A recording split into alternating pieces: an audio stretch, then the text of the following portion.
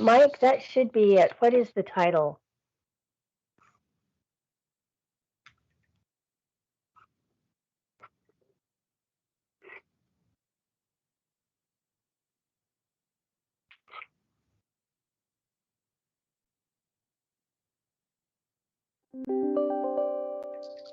That sounds like it. Yeah. Oh, okay, great. Thank you.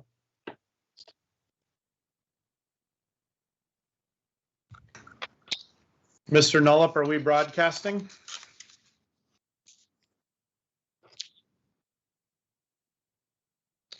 Thank you, Mike.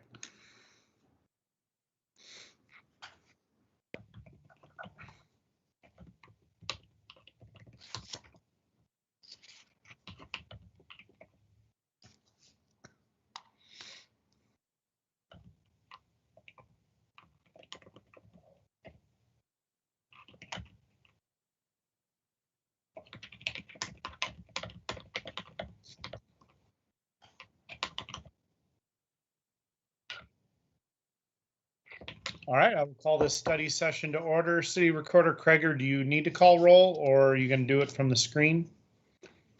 I'm doing the study session from the screen, and I will call roll officially in the business meeting. All right.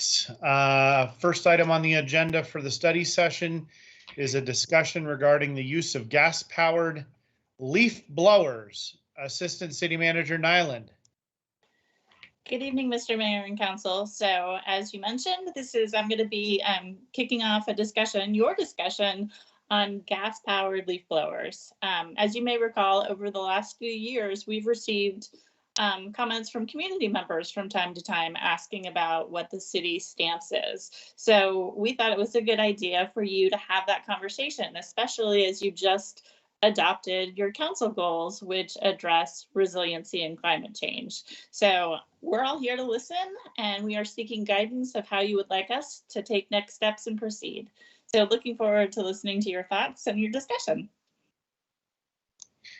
I will just add a little bit, if that's okay, Assistant City Manager Nyland. The, context-wise, we've gotten a variety of, I would say, unsolicited pieces of feedback about leaf blowers in general, specifically gas-powered leaf blowers, over the last number of years, and they've intensified to some extent, I would say, in the last 6 to 8 months, probably maybe 10 months.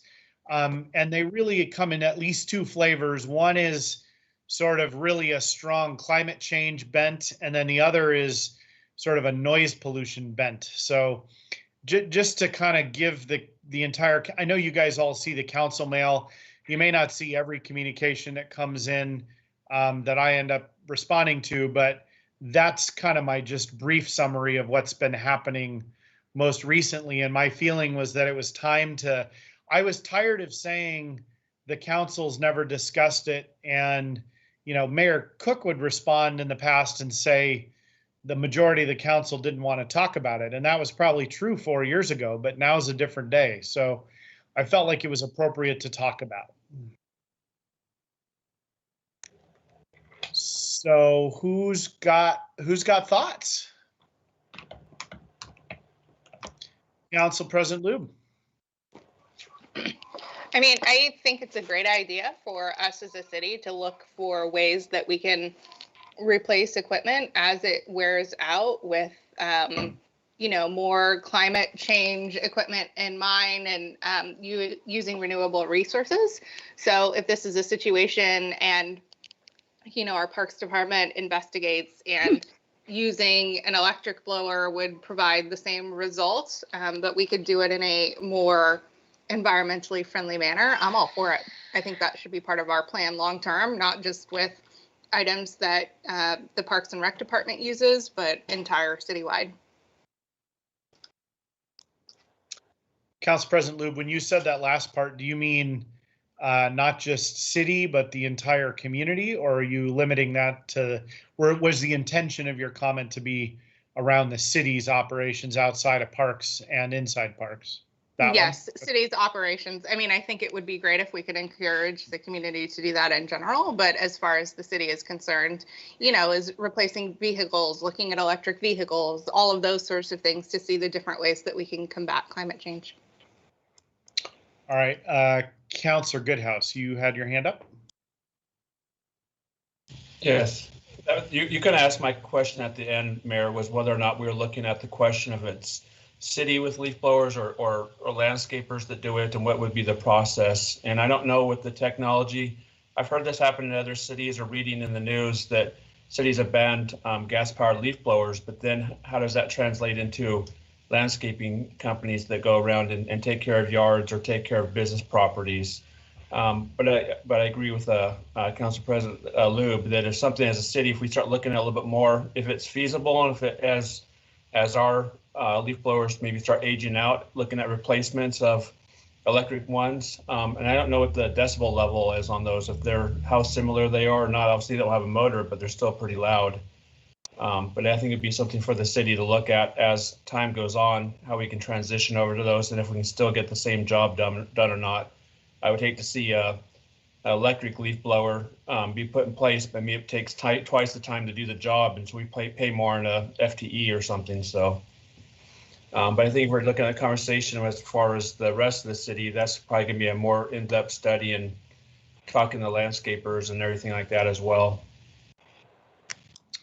Thank you, Councillor Shaw. Thank you, Mayor. I would agree. I think as the city's leaf blowers continue to wear out and their end of life comes about, that the technology is available, electric blowers are out there, and it's certainly something we could do. What I'd like to see is have us investigate, even perhaps with our utilities, to see if there could be some sort of incentive rebate for individuals who utilize them, similar to solar, similar to even the charging for electric vehicles. So therefore, there's an incentive for individuals, landscape business owners, to perhaps switch to less noise-oriented and pollution-oriented tool. So, thank you. Thank you, Councillor Newton or Youth Councillor Calderon. Councillor Newton, hand up. Yeah, trying to observe the protocol here. I would concur. I think the city transitioning as much as we can any of our equipment as it reaches its the end of its life and is reasonably practical. I don't mind a little bit more cost because I think it's worth it for climate change. I've also had folks in the community say that they'd be interested in something on our website that talks about what the city is doing. So promoting the things that we're doing. And I'm intrigued by Councillor Shaw's idea about some sort of encouragement to get folks in the community to also make that switch. I'm not sure that we're ready. We're ready for a ban unless we give people some time to adjust to that. But I think some encouragement, some information about what's possible would be helpful. And I also think, quite frankly, maybe we need to look at we're probably enforcing our noise codes, but I think we need to look at that too, because maybe that's an issue in some neighborhoods where people are out at 7 o'clock on a Saturday using their blower. So maybe we'll want to look at that as well. So those are my comments. Thanks. All right, Youth Councillor Calderon. Yeah, I agree completely with what's already been said. I think we should always be moving for greener and more renewable resources, and also gas leaf blowers are just really loud. And that's just inconvenient for me when my neighbors are getting their lawns done and it's super loud through my window, and I just don't like them. But mostly because of the fact that they're gas powered. I don't know how it would work with like businesses and individuals giving them notice, but I think that we should definitely make a move towards greener and more renewable energy. So this seems like a topic that's ripe for our discussions generally on, climate action that we've already, and resiliency that we've already talked about. That's one connection I would make. I also don't hear the council. I want to be real explicit about this. I have not heard support on the council, or certainly from a majority of the council, to be taking some, action to say outside of the city operations that we're going to, make some for either noise pollution or carbon pollution reasons. We're not going to, we're not interested in an outright ban or something else more sort of draconian than that right now.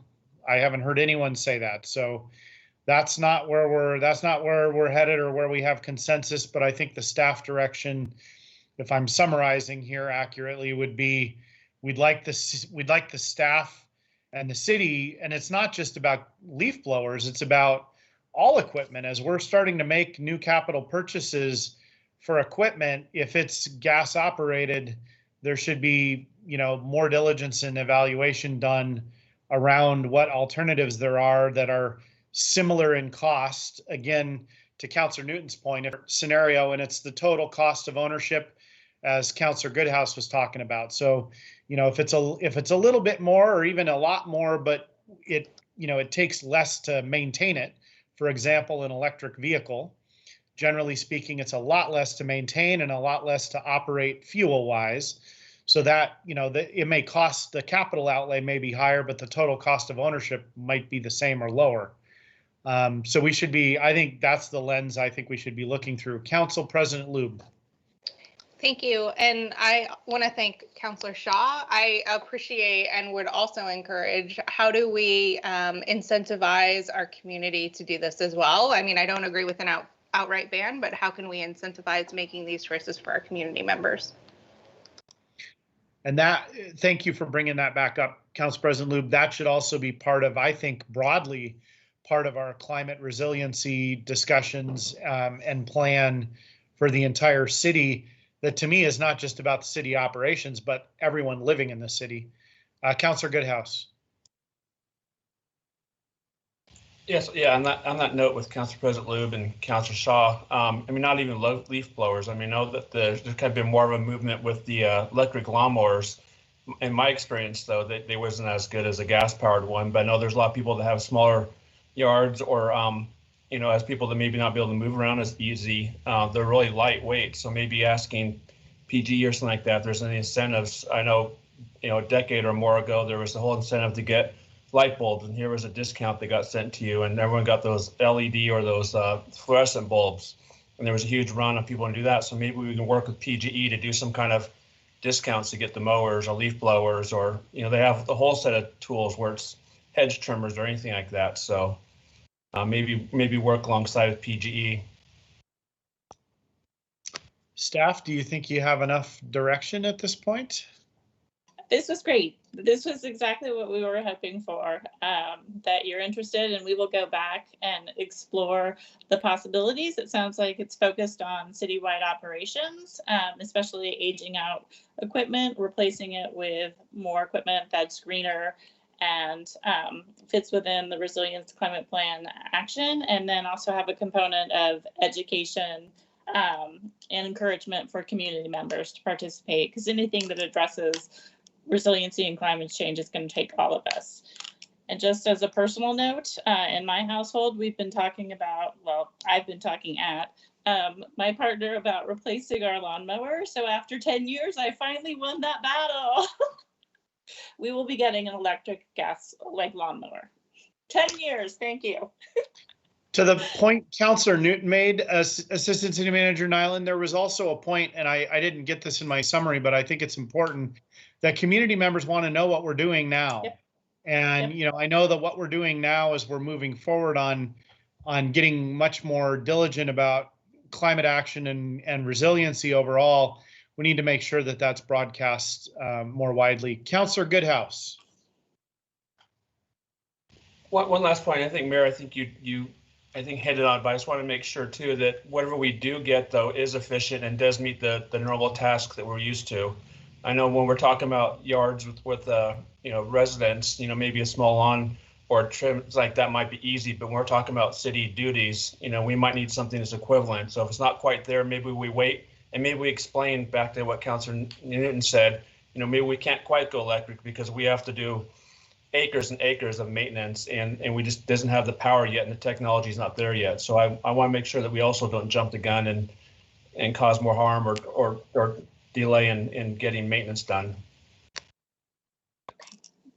So we will definitely work on these and explore these options and come back with a report with recommendations based on the findings we have found. And we already have a team working on this and are reaching out to various cities about what they've done. Thank you. Sure, thank you. All right, I will move us on to item number B from the study session, which is consideration of a support letter for federal funding for the I-205 bottleneck project. This is a request that came from Clackamas County staff. The request is that we sign on to it. And we received the request late last week. And so this was walked on the agenda because of that. You did receive a copy, I think, earlier from City Manager Reimer, and then also from, I think, the city recorder also sent a copy out with the 2 o'clock materials. This is not really a letter we can modify the content of. The question we're being asked, and we did get our staff to review it, and they would prefer some minor changes, but this has been sent out to 30 plus jurisdictions that are signing on. So the question is not, do we want to edit the letter and make it our own? The question is, do we want to sign our name to it as it's composed or not? So has everybody had an opportunity to review it? All right. Anyone want to, I mean, are people comfortable with this? I guess I should ask, do a negative poll here. Does anybody object? Councillor Shaw, you have your hand up. Yeah, thank you, Mayor. I don't object. I was just curious if we knew of any other cities that have already indicated they're going to be signing on. And if not, that's okay too. I haven't heard specifically, but I would anticipate almost every jurisdiction along the 205 corridor, can be Wilsonville included. Like there are a lot of communities that are, have big impacts from this current situation.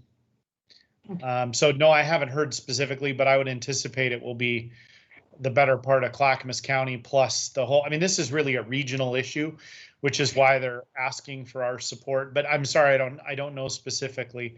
City Manager Reimer, you didn't get anything more from Jamie Stasny at Clackamas County, did you, with that kind of information? I have not, Mayor.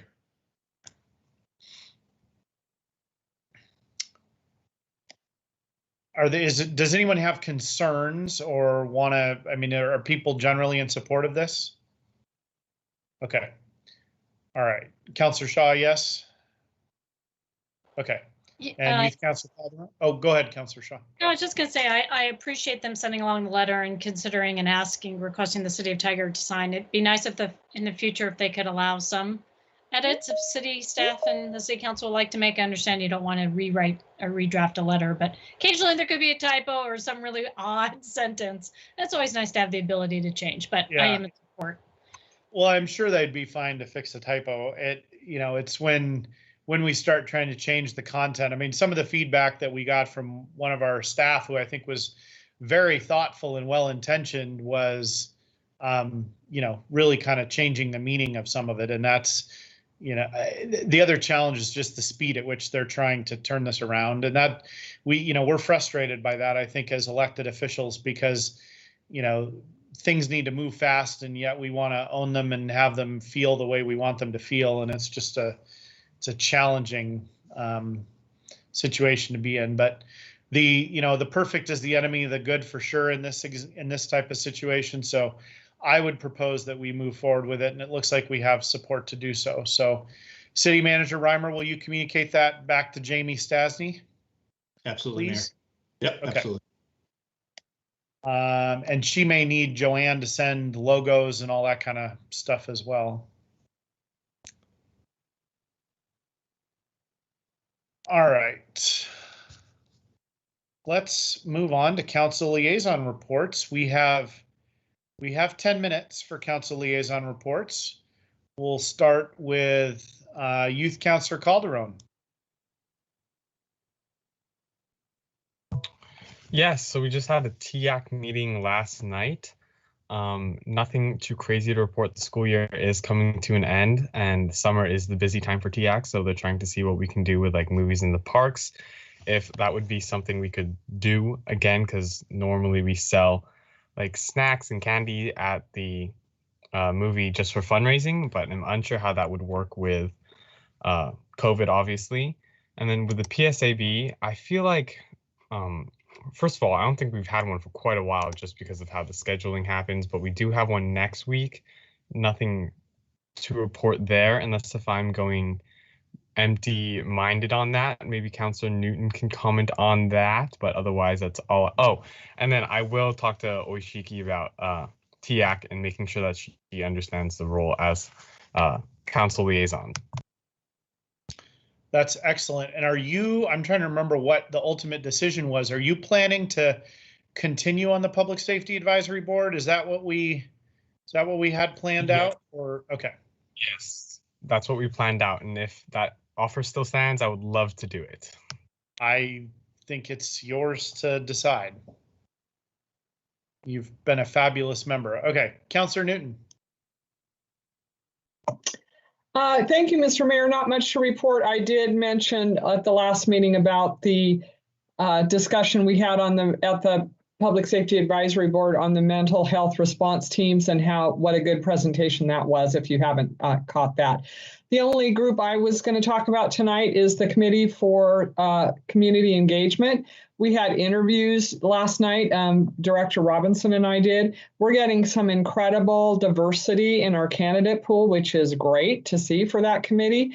The other thing I will mention is the committee is talking about a little bit of a refocus and really trying to get more engagement, do more outreach, do more actual community engagement, and a little bit more work on DEI and, talking about what that looks like. They're a very energized group, so it's a great time to be involved with that committee. So that's all I'll say about that. We're going to have 3 new members, so I think we'll be back up to 15. So it's a great group. Thanks.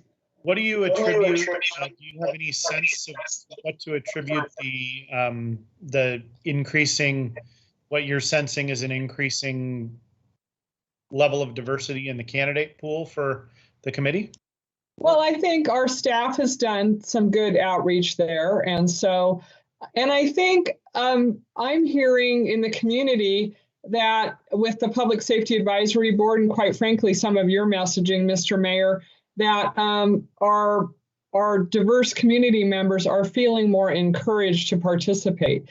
We've had a number of people that are applying for the CCE who have never been involved in their community before. So they're feeling encouraged. They're not feeling like, okay, well, I should do something else first.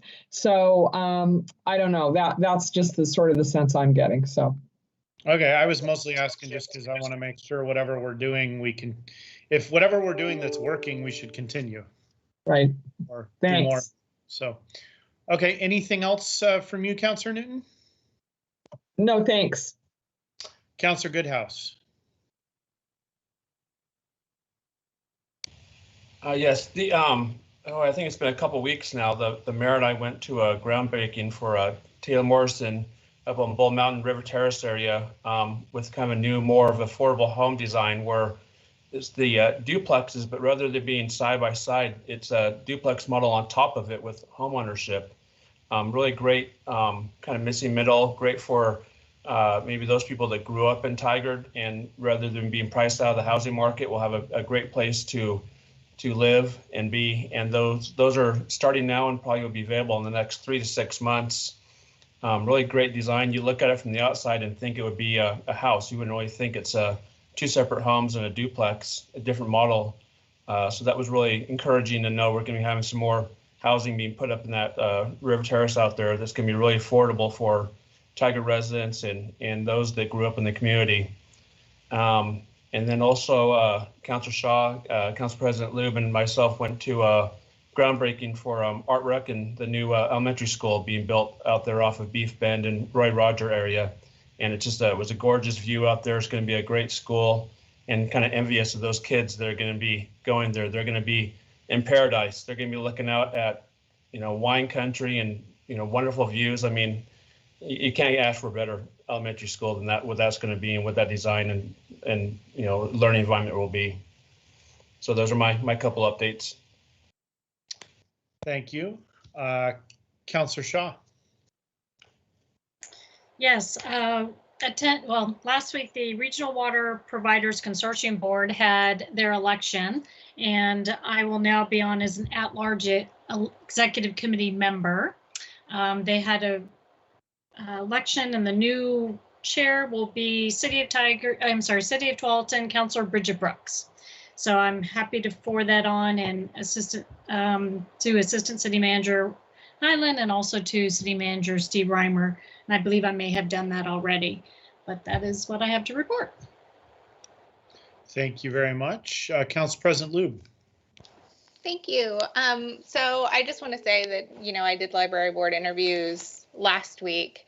And one thing that I'm just continuously blown away about is the amount of community members who want to serve on our boards, and just hearing from Councilor Newton how encouraging it is that our community feels welcomed and more diverse candidates want to participate. I'm just, with the moves that we're making and saying that we're a welcoming community, it feels really good to know that that's the environment we're creating and people are seeing that and want to be a part of it. So I just feel really fortunate that our community wants to join us and help us lead the city, which is incredible. The other thing I wanted to say is with those library board interviews, we do have some people rotating off. And I just want to acknowledge Katie Harris, and I apologize that I actually didn't do it when she was here and the library board was here. But Katie Harris has given an incredible amount of time to the library board. I believe she was actually on the teen library board, and then she has served on the library board and been the chair for a long time. And so she's just given an incredible amount to the library. And if you see her, thank her or shoot her an email and just thank her for her service. But yeah, so that's what I have. And Youth Councilor Calderon, she was a Youth Advisory Council member in Tualatin before moving to Tigard and as an adult. So, things come around. You can be prepared. You'll be engaged in the future. It'll look different a little bit. Maybe not. Thank you. I'll stay engaged. Oh, go ahead, Emilio. I said, don't worry. I'll make sure to stay engaged with the city. You guys can't get rid of me yet. Thank you for that. I'm glad. We've turned you into a local political junkie. It's perfect. Let's see. I have, so the Region 1 Act meeting happened last night, the Area Commission on Transportation. The State Oregon Transportation Commission is looking at kind of reframing a little bit the work that all of the various regional ACT groups have, and both the responsibilities and the way they function. So that's still kind of being worked through, and we got a little bit of a preview about that, and then did a lot of review of how the next 3-year state transportation improvement plan is going to be implemented and where money is going to be spent. And the Region 1 Act spends a lot of time giving advice to the Oregon Department of Transportation about that topic and makes broad policy recommendations about where and how much money is spent on various projects. So that's what's going on in the Region 1 Act meetings. There's also continued work on tolling or congestion pricing. The work continues there, and the 205 project and I-5 all are kind of wrapped up in that. So that's what's going on at Region 1 Act. I think that's the main update I will give you. We have a Washington County Coordinating Committee meeting coming up in a week, next Monday, so a little less than a week. And then I also will tell you that the police reform bill package that included the bill that Representative Graber and I wrote has passed the House unanimously, which is shocking. I mean, just having anything pass unanimously. And I think it got 4 no votes in the Senate, and it's waiting for the governor's signature. So that's kind of exciting. I feel like we as a city like helped make something happen at the state level, and that's kind of fun to see. That's what I've got, and we are about to be at 7 o'clock. So does anybody have any questions about anyone's report outs, liaison reports? Okay. Mr. Nolup, are we free? We're still broadcasting, and do we need to switch sessions, or are we going straight into the business meeting?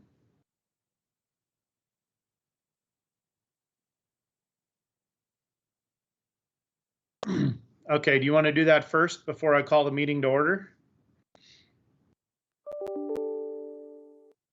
The host. Call in host. All right, thank you. I will call this Tigard City Council and Local Contract Review Board and Town Center Development Agency meeting to order.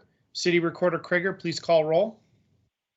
Council President Lube, Here. Councillor Shaw, Here. Mayor Snyder, Here. Youth Councillor Calderon, Here. Councillor Greathouse, Here. Councillor Newton. Here. All right.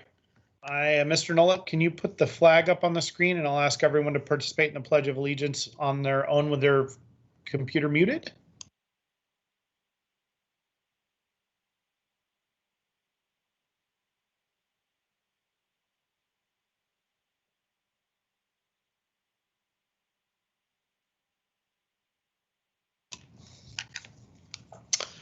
All right, thank you, Mr. Nolup. Councilor staff, any non-agenda items? None from us, Mr. Mayor. Thank you. We'll move on to public comment. City Recorder Krieger, I didn't see any written public comments. Were there any that I missed? No, we received none. All right, now it's time for public comment via phone. Phone line is 503-966-4101, and those with general comments should call now. Callers that are wishing to comment on items 5, 6, 8, or 9 on the agenda should call at the beginning of those public hearings. Mr. Nolup, are there any callers in the queue for general public comment? Mr. Mayor, at this time, there are no callers in the queue. All right. Assistant City Manager Nyland, any follow-up to previous public comment? Yes, Mr. Mayor and Council, I do have follow-up. So at last week's council meeting, we received 4 comments. 3 were about the Washington Square Regional Center sub-district modification, with 2 in support and 1 opposed. The other public comment was about 4th of July fireworks. We did respond to that community member, letting them know that the July 4th fireworks show would not take place this year due to the pandemic. And we are limiting large group gatherings and also following state guidance. That update was also posted on our website, so community can plan accordingly. And just some fun facts about 4th of July. Every year, sans pandemic, there are about 15,000 Independence Day fireworks celebrations across the country. Over 200 million pounds of fireworks are purchased by community members throughout the country. And 4th of July beats any other holiday for grilling outdoors, more than Memorial Day, Labor Day, and Father's Day. So that's my update and fun facts for the evening. Thank you. Thank you, Assistant City Manager Nyland. We'll go to a report out from the Tigard Area Chamber of Commerce. Jessica Love. Hello. Good evening, Council. Nice to see you all. Our leadership Tigard class met today for the last time before they graduate, and they learned about public safety and judicial day.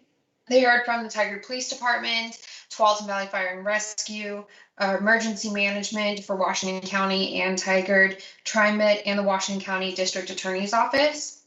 And then the graduation for our Leadership Tiger class is next Tuesday, June 15th at 5:20. We will be live streaming the ceremony. So we'll have a closed ceremony at Broadway Rose, and then we'll live stream it for everyone to watch on the Leadership Tiger Facebook page and then the Tiger Chamber YouTube channel. So we encourage everyone to come in and watch at 5:20 the graduation ceremony.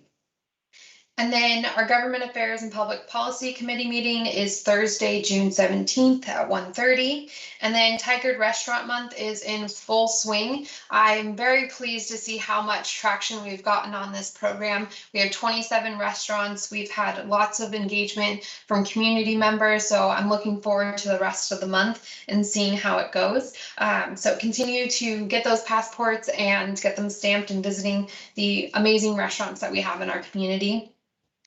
And then we also have we have a few ribbon cuttings coming up, which is awesome. We're in the process of planning them, but it's nice to see. We've seen a lot of movement within the chamber in the business community, just seeing a lot of things opening up, which has just been amazing to see. So be on the lookout on our social media for information on upcoming ribbon cuttings that we have going on.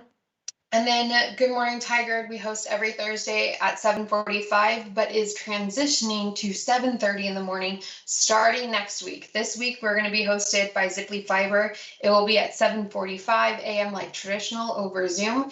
But then June 17th, we will be meeting in person for the first time in over a year. And we will be doing it socially distanced, safely, at the Broadway Rose Theater Company. Space will be limited. We will have comfort stickers on, and we will also be requiring face coverings, and then registration will be required and then limited. So we're excited to see that be implemented again.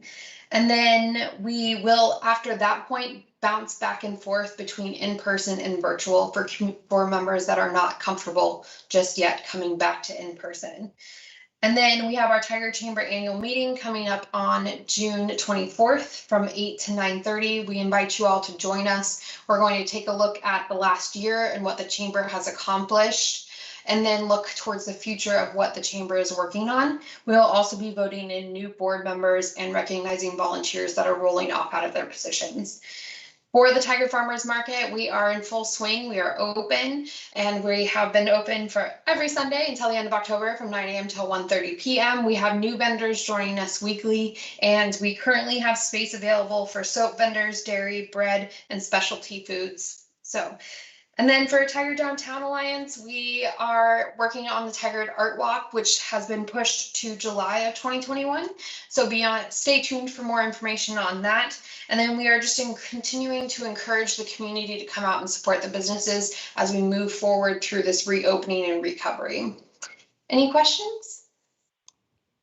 Very comprehensive, thank you. And it looks like Councillor Newton has a question. And Jessica, I just want to say I'm very excited to be speaking at Leadership Tiger graduation again this year. So I'll see you next week. Councillor Newton, question or comment? Yeah, I just wanted to, really encourage the community to participate in Restaurant Month. Got my 8th stamp today, day 8, every day. So anyway, I'm only tweeting a little bit, but yeah, I've been out every day, and people in the restaurant community seem to be happy about it. So, and I'm going to be at Farmers Market this Sunday too. I'm excited. I think Councillor Shaw is going to be there as well. So I'm really happy that things are starting to open up. So, and happy to be getting out in the community. Thanks. Yeah, thank you so much. All right. Thank you, Jessica. Thank you. And next item is our consent agenda for both the local contract review board and the council. Consent agenda is used for routine items, including minutes and approval of contracts or intergovernmental agreements. Information on each item is available on the city's website in the packet for this meeting. These items may be enacted in one motion without separate discussion.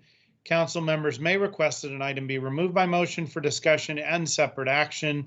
On the consent agenda tonight for the local contract review board, we have consider approval of a contract for pavement management program, pavement rehabilitation.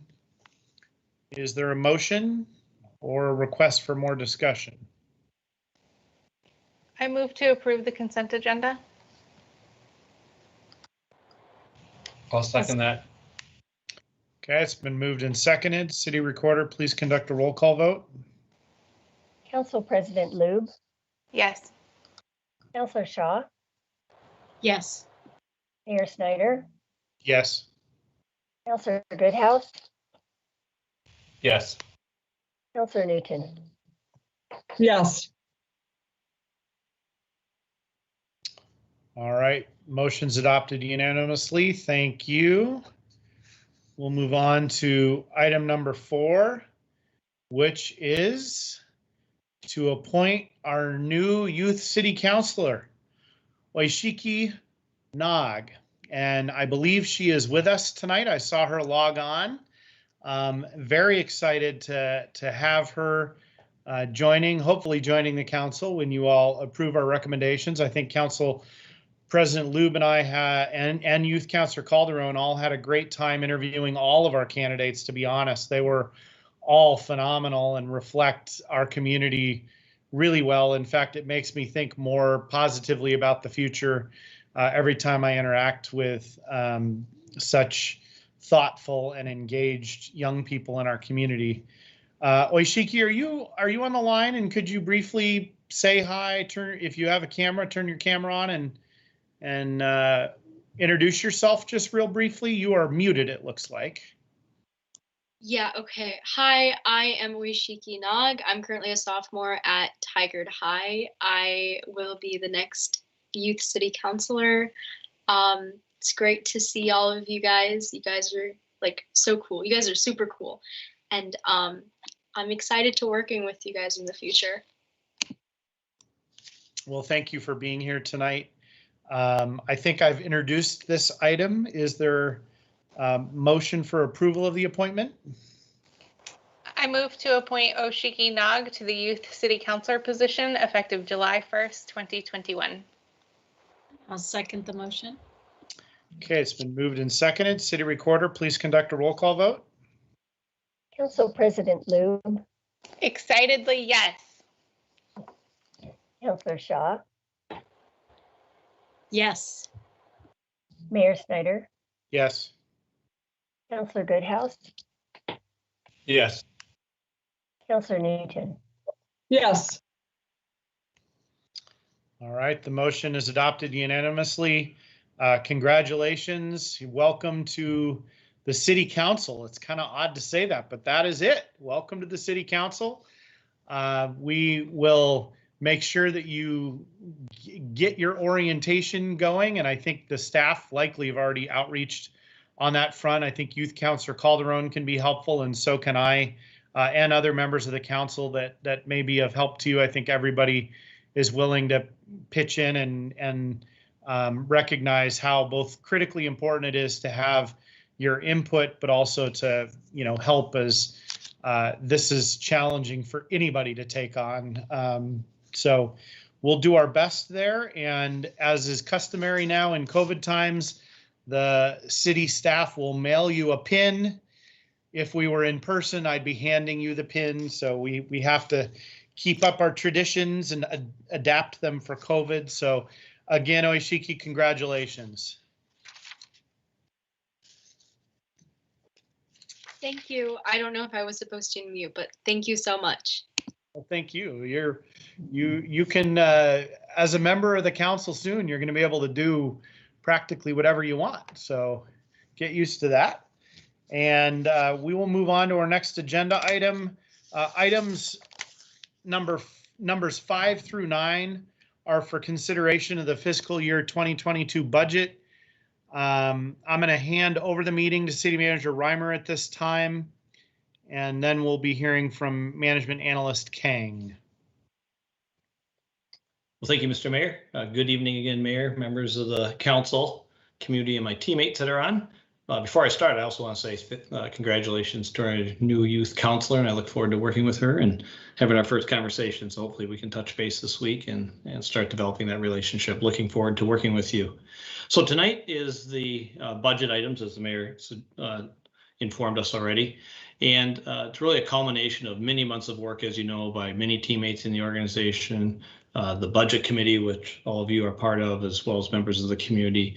And I think it's important for our community members to realize that, many hours are invested in this process. And tonight is really bringing that together in 5 different actions that we'll be requesting of you. And our senior management analyst, Steve Kang, will provide some more information on that. What I'm pleased with the recommended budget that's before you is really that the council, the budget committee, and the team came together to advance the 4 imperatives that were laid out at the beginning of the process. Those 4 imperatives are to improve systems, to implement our strategic plan, to continue to address the impacts of COVID, and to implement our anti-racism plan, as well as supporting our Public Safety Advisory Board. And the documents before you this evening provide the resources to accomplish each of those, as well as many other things in our operations, in our capital, and in the support of our community. And with that, I'd like to turn it over to Steve Kang to provide a high-level overview, and then we will start the process of working through each of the items. Thank you. City Manager Reimer, I should just clarify either with you or the city attorney, but this is all going to be before we're officially starting item number 5 with a public hearing. Is that correct? Or do you want the public hearing open now? Our plan was to have the high-level overview and then open the public hearing at that point. Okay. Thank you. Thank you, Mr. Reimer. Good evening, Mr. Mayor and Council. My name is Steve Kang, a Senior Management Analyst from Finance and Information Services. Before we jump into the individual budget hearing items, I would like to provide a brief overview of our budgeting process. This should provide some context around how budget is built to those who are listening for the first time. The budget process for the next fiscal year started last fall with a series of revenue forecast meetings, followed by the department planning their budget with consideration of the council goals, strategic plan, and performance audit. The focus area for this proposed budget included eliminate racism and enhance equity, increase efficiency, improve connectivity, replace aged systems, and upgrade infrastructure. And then the proposed budget was sent to the budget committee for their consideration. Prior to the budget committee meeting, we had 2 Q&A sessions for both citizens and the budget committee members. And we had 2 additional Q&A sessions for the budget committee members only. This was to ensure both public and the budget committee had opportunities to review and ask questions before the budget committee meeting. The budget committee meeting consists of 5 council members and 5 citizen members. The budget committee met 2 times, including 1 full day session on Saturday. And at the second budget committee session, proposed budget was approved unanimously.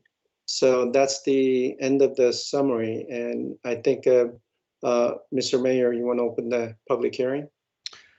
I do. So we will move to item number 5 formally, which is a public hearing to consider a resolution adopting the master fees and charges schedule for fiscal year 2021-2022. And I will open the public hearing. Anyone that wishes to testify may do so by phone. To reach us and make that testimony, you may call in at 503-966-4101. Again, 503-966-4101. And with that, Mr. Kang, staff report, please. Good evening. Again, this is Steve Kang from Finance and Information Services. There are 4 resolutions needed to adopt the City of Tigard's fiscal year 2022 budget. First of the 4 is the master fees and charges. Every fiscal year, a revised master fees and charges schedule is submitted to the City Council for approval, along with the citywide operating budget.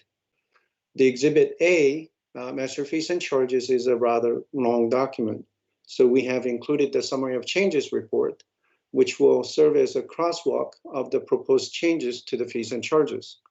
The document also contains the basis of change, the authority of proposing the change, and where the changes can be found on the actual schedule. There are some notable items, and first item is the water utility rates. These new rates were adopted on May 11th, 2021. The adopted rates are based on the water rate study done by the city's financial consultant and also guidance from the council. Next item is the rate increases for the rates that were postponed in response to the COVID-19 pandemic. The business license, such as business license fee and franchise and right-of-way usage fee. Those rates are based on CPI-U West, which was 1.7%. One key thing to note here is that those rates were not compounded with the rate increases that were postponed in 2021. Lastly, certain fees and charges are driven by industry-specific indices, and if those indices are high, then those fees and charges will increase higher than standard cost of living increases. The notable index this year is the Seattle Construction Cost Index, which was 6.62%. This has impacted following fees and charges: development planning fees and charges, fire service connection fee, Tiger sanitary sewer surcharges, Parks SDC, Water SDC, Transportation SDC, and also street maintenance fee. Note that street maintenance fee is based on a 2-year rolling average, which was 4.13%. One last item that I'm bringing forth is a couple of changes to the solid waste rates. First is the effective dates. Based on the TMC 11.04.090, the effective dates should be January 1st of the following year instead of the July 1st. Second is the actual rate increase index. Again, this is based on the TMC 11.04.090. The rate increases are based on CPI-U West. However, the hauler's aggregate profit is between 11 to 12%. Then only the 75% of the index will be applied. It is noted that the aggregate profit for the pride disposal and the waste management came in at 11.4%. Thus, the rate increase will increase by 75% of the CPI-U West of 1.7%. You should have both of these changes in a copy that was distributed this afternoon. That's the end of the prepared statement, and we're recommending that the City Council approve the resolution adopting the city's master fees and charges schedule for fiscal year 2022 with the changes in the solid waste rates. Thank you. Thank you, Mr. Kang. We'll move to public testimony. I just want to reconfirm with the city recorder that we didn't receive written comments on any of the budget items, did we? No, no comments were received. Okay. Mr. Nolip, are there any callers in the queue? Mr. Mayor, no callers in the queue. All right. Mr. Kang, you don't have any further comments or response to testimony, probably? No, Mr. Mayor. Okay, I'm going to close the public hearing, and now council consideration of resolution 21-18 as amended.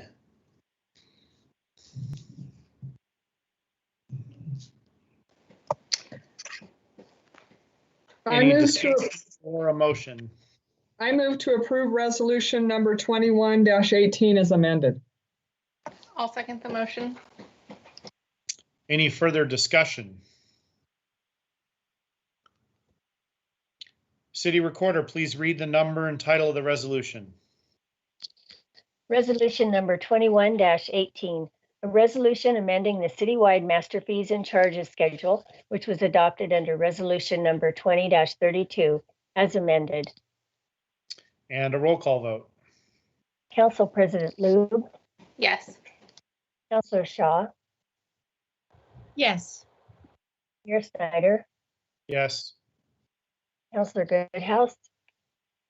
Yes. Councilor Newton? Yes. All right, resolution number 21-18 is adopted unanimously. Thank you. We'll move on to item number 6, which is a public hearing to consider resolution certifying that the city of Tigard provides services qualifying for state shared revenues. My first action will be to open the public hearing. Anyone that wishes to testify may do so by calling on the phone at 503-966-4101. Mr. Kang, staff report. Good evening, Mr. Mayor and Council. Again, my name is Steve Kang from Finance and Information Services. This is the adoption of the resolution certifying that the city of Tigard provide services required to receive the state shared revenues. For the record, the state shared revenues are cigarette tax, liquor and marijuana tax, and state gas tax. The state of Oregon requires city to certify its eligibility to receive these revenues by stating that it provides more than 4 of the services listed in ORS 221.760. The city provides 6 of the 7 required services.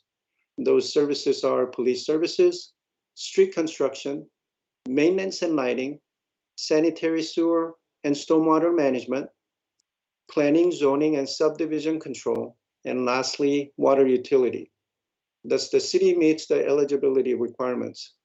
We're requesting that the council approve the presented resolution, which will enable us to receive the state shared revenues. Thank you. Thank you. We had no written comments. Mr. Nolip, are there any callers in the queue? All right, no response to testimony by staff. I will close the public hearing. And council consideration of resolution 21-19. I move to approve resolution number 21-19. I'll second the motion. Okay, it's been moved and seconded. Any further discussion? City Recorder, please read the number and title of the resolution. Resolution number 21-19, a resolution certifying that the city of Tigard provides services qualifying for state shared revenues. And a roll call vote, please. Council President Lube, Yes. Councilor Shaw, Yes. Mayor Snyder, Yes. Councilor Goodhouse, Yes. Councilor Newton. Yes. All right, resolution number 21-19 is adopted unanimously, and we'll move on to item number 7, which is to consider a resolution declaring the city's election to receive state revenue sharing.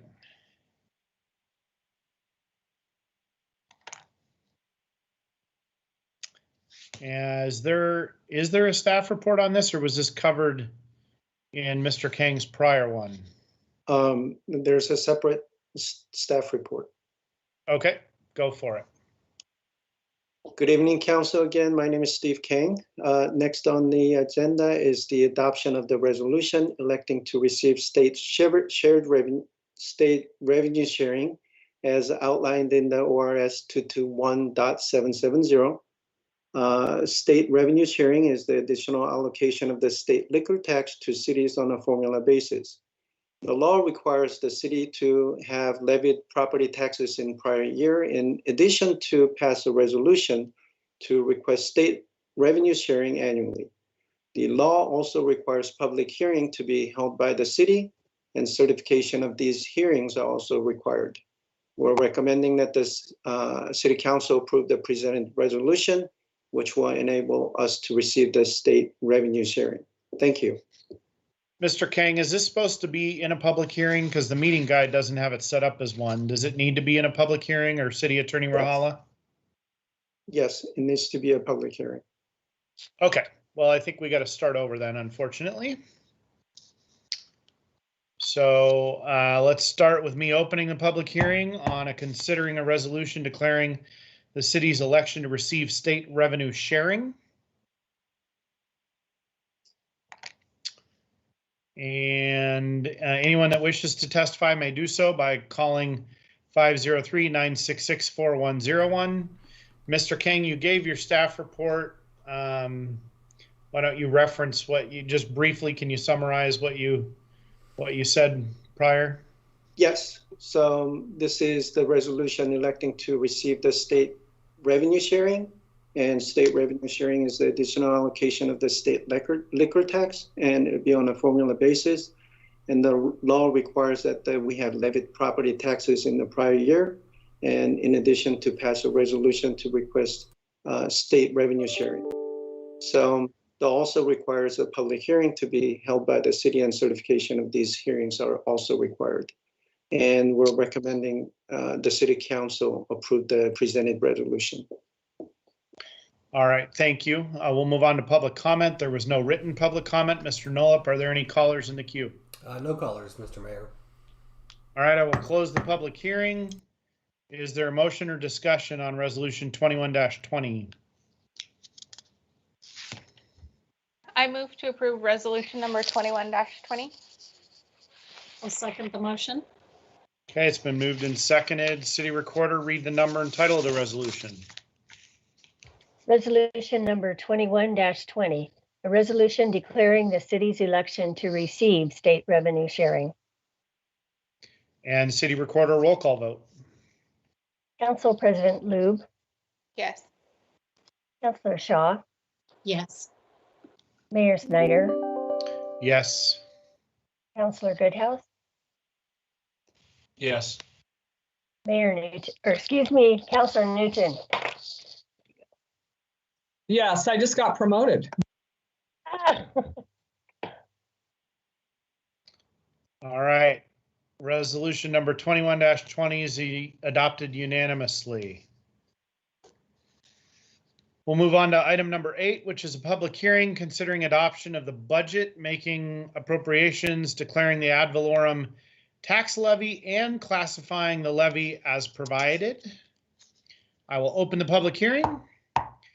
Anyone that wishes to testify may do so by phone, calling in to the queue now, calling 503-966-4101.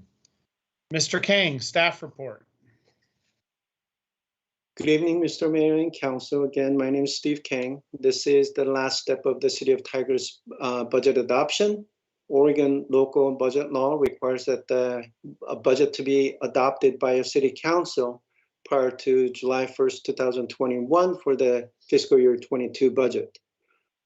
The Tiger Budget Committee held 2 meetings on the proposed fiscal year 2022 budget on April 24th, 2021 and May 3rd, 2021. At the May 3rd meeting, Budget Committee approved the proposed budget with adjustments and forwarded the approved budget to the City Council for adoption. The fiscal year 2022 City of Tigers approved budget total requirements is $392,505,287, including appropriations of $236,480,046. The remaining $156,025,242 is the city's reserve for future expenditures. In addition, we are recommending following technical adjustments to operations totaling $209,840 for council consideration. First is the TPOA contract market adjustment.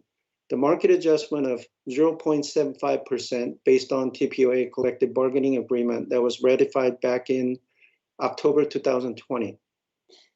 This market adjustment will be effective as of January 1st of 2022. The second item is a general obligation bond debt service payment. This is to add general obligation debt service payment for the library bond. This will be interest payment portion of the bond. This is just reiterate that this is not a new interest payment, but rather an existing payment that was omitted in the original budgeting process, but caught during the internal review of the budget. Last item is the additional modification for the hydro cleaning vehicle. The sanitary sewer and stormwater division needs to add an additional $120,000 towards the purchase price of the hydro cleaning vehicle. This request will be evenly split between the 2 divisions. The proposal is a modification to the new hydro cleaning vehicle to address the escalating cost associated with the new dumping sites and regulations. These modifications will give vehicle the ability to recycle water by pulling it from the wet debris through complex screening process. The modifications will allow less hauling of materials, which will save on dumping fees and staff time. The ability to recycle water for daily operations, which will conserve water, allowing Tiger to be more environmentally conscious. And lastly, increase productivity of sanitary sewer and stormwater field staff to help Tiger meet its DEQ mandates. If the council approved the budget with these recommended technical adjustments, then the total requirements will be $392,505,287, including appropriations of $236,689,885, with the remaining $155,815 and $402 comprising of the city's reserve for future expenditures. Note that these technical adjustments do not increase expenditures by over 10% in any of the funds. That's the end of the prepared presentation, and we're recommending that the City Council approve the resolution adopting the approved fiscal year 2022 budget with these technical adjustments. Thank you. Mr. Kang, before we move on to public testimony, I have one question about your report or your staff report.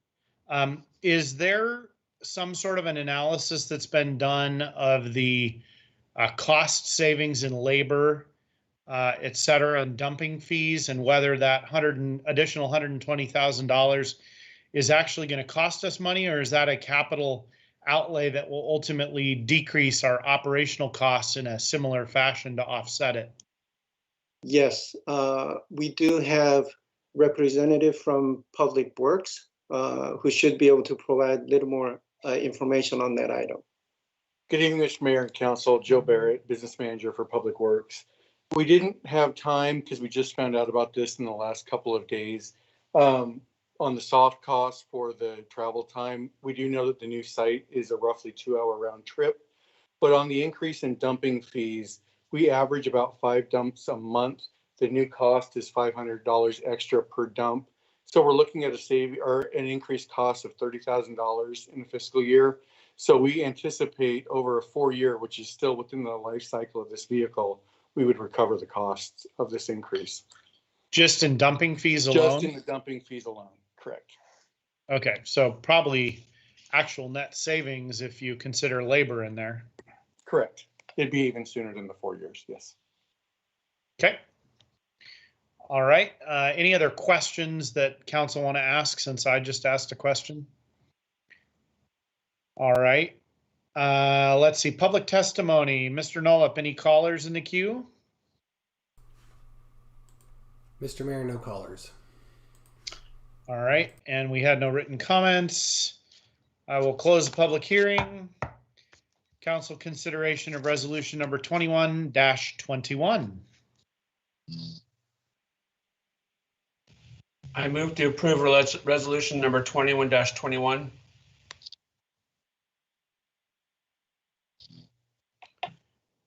And does resolution 21-21 right now include the technical adjustments that were referenced or not? Does that need to be stated explicitly? Yes, Mr. Mayor. It needs to be explicit, or they are included? Explicitly stated at the resolution. Okay. Mr. Councilor Goodhouse, do you want to restate your motion? I move to approve resolution number 21-21, including the technical adjustments. I'll second the motion. Okay, it's been moved and seconded. Any further discussion? All right, City Recorder, read the number and title of the resolution. Resolution number 21-21, a resolution of the City of Tigard adopting the approved budget with adjustments, making appropriations, declaring the ad valorem tax levy, and classifying the levy as provided by ORS 310-0602 for fiscal year 2022 with technical adjustments. Thank you. And a roll call vote. Council President Lube? Yes. Councilor Shaw? Yes. Mayor Snyder? Yes. Councilor Goodhouse? Yes. Councilor Newton? Yes. All right, resolution number 21-21 is adopted unanimously. Thank you. And we are now going to convene as the Town Center Development Agency for agenda item number 9, which is the Town Center Development Agency public hearing to consider adoption of the fiscal year 2022 budget with adjustments, make appropriations, and impose and categorize taxes. I'm going to open the public hearing. Anyone that wishes to testify may do so by calling to get in the queue now at 503-966-4101. And with that, Mr. Kang, staff report. Good evening, Tcda Chair and Directors. My name is Steve Kang, Senior Management Analyst from Finance and Information Services. This time is the adoption of the Town Center Development Agency's budget for fiscal year 2022. The Tcda Budget Committee, which is made up of Tcda Board of Directors and 5 resident members, have reviewed the proposed budget on April 24th of 2021. The Budget Committee unanimously approved the proposed budget and forwarded the budget to Tcda Agency Board of Directors for an adoption. The current proposed budget includes various key projects such as Universal Plaza, Main Street, Green Street Retrofit Phase 2, as well as the park acquisitions in Tiger Triangle area. The total fiscal year 2022 Tcda approved total requirements is $19,957,700, including appropriations of $16,075,625, with remaining $3,882,075 comprising of the agency's reserve for future expenditures. That's the end of the presentation, and we're recommending the board to adopt the Tcda's fiscal year 2022 budget. Thank you. Thank you, Mr. Kang. We had no written public testimony. Mr. Nullup, are there any callers in the queue? Mr. Mayor, no callers.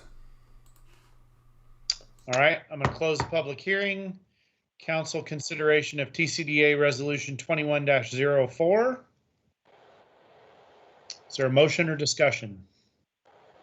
I move to approve TCDA resolution number 21-04. I'll second. Okay, it's been moved and seconded. Any further discussion? City Recorder, please read the number and title of the resolution. Town Center Development Agency Resolution number 21-04. A resolution adopting the fiscal year 21-22 budget with adjustments, making appropriations, and imposing and categorizing taxes. And City Recorder, a roll call vote. Director Lube. Yes. Director Shaw. Yes. Chair Snyder. Yes. Director Goodhouse. Yes. Director Newton. Yes. All right, TCDA resolution number 21-04 is adopted unanimously. Staff and Mr. Kang in particular, I want to thank you for all your hard work on the budget this year. The entire leadership team, City Manager Reimer walked into this in the middle of the process or near the tail end of it probably. So just thank you all for getting us through and doing a great job. The Budget Committee, I think, was very appreciative, and I just want to recognize everyone's efforts because it really does take the entire city to get that done correctly. So thank you. Thank you, Mr. Mayor. And we will reconvene as the City Council for the remainder of the meeting. Next item on the agenda is item number 10, which is to receive a final briefing on the concept plan for River Terrace 2.0. Mr. Warren. Good evening, Mayor Snyder and council members. My name is Skylar Warren, Senior Planner with the Department of Community Development. Tonight, I'm pleased to bring to the council the final briefing on the concept planning for River Terrace 2.0.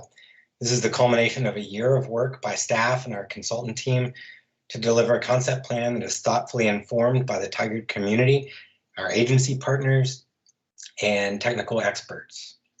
Like all public planning projects that occurred within the last year, we faced logistical challenges related to the COVID-19 public health emergency, but I'm happy to report that the team rose to those challenges. I want to particularly highlight the work of Sarah Breakstone at OTAC and Jessica Pickle at JLA, who both helped us design and implement an inclusive and equitable concept planning process in the midst of a pandemic. The briefing tonight is essentially divided into two segments. The first portion of the briefing will be presented by Sarah and will cover the content of the concept plan itself. The second portion of the briefing will be a discussion of the next steps for preparing an application to Metro to expand the urban growth boundary.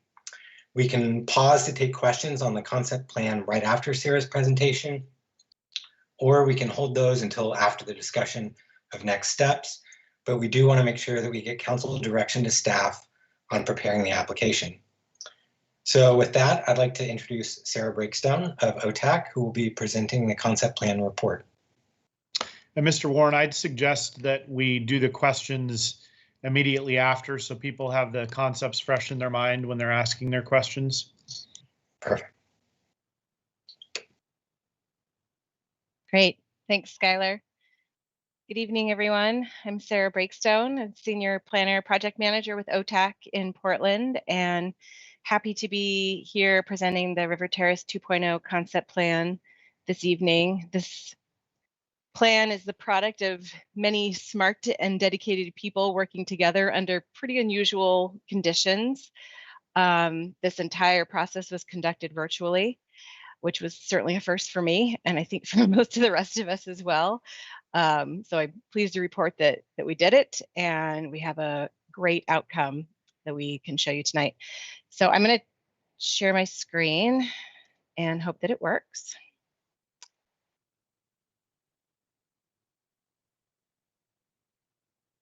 Can everyone see that? We can. Great. Okay. So just quick little bit of context. A concept plan is really the first step in planning for ultimate urbanization of the River Terrace West and South Urban Reserve areas. This plan identifies the high-level framework for growth and development in River Terrace 2.0 area and will be submitted to Metro for their review and approval. And that will allow this area to be brought into the urban growth boundary, at which point additional planning efforts will take place, starting with a community plan, which is basically a refinement and added detail to the concept plan. And then it goes on from there until ultimate development. So typically, you know, between the time when you sort of start the initial concept planning and you're actually hitting the ground with construction, you know, it's 5 to 10 years and usually closer to the 10-year span. So just to give you a little bit of context where we are in the process. River Terrace is comprised of two areas, River Terrace West and River Terrace South. They are not contiguous, but they are close to each other. You can see them on this map. They are located south of Shoals Ferry Road, north of Beef Bend Road, and directly west of what we're now calling River Terrace 1.0, which is currently developed and or being developed. So at the very start of this project, we worked with our Citizen Advisory Committee to develop a project vision and a focus statement to really encapsulate the work that we were trying to do and have something that we could continually reflect back on throughout the work that we were doing. This is the focus statement that was developed for this project. I won't read the whole thing to you, but I will read the last sentence because I think it's probably the most important one. When we meet the needs of the most vulnerable communities, the health and well-being of all community members improves.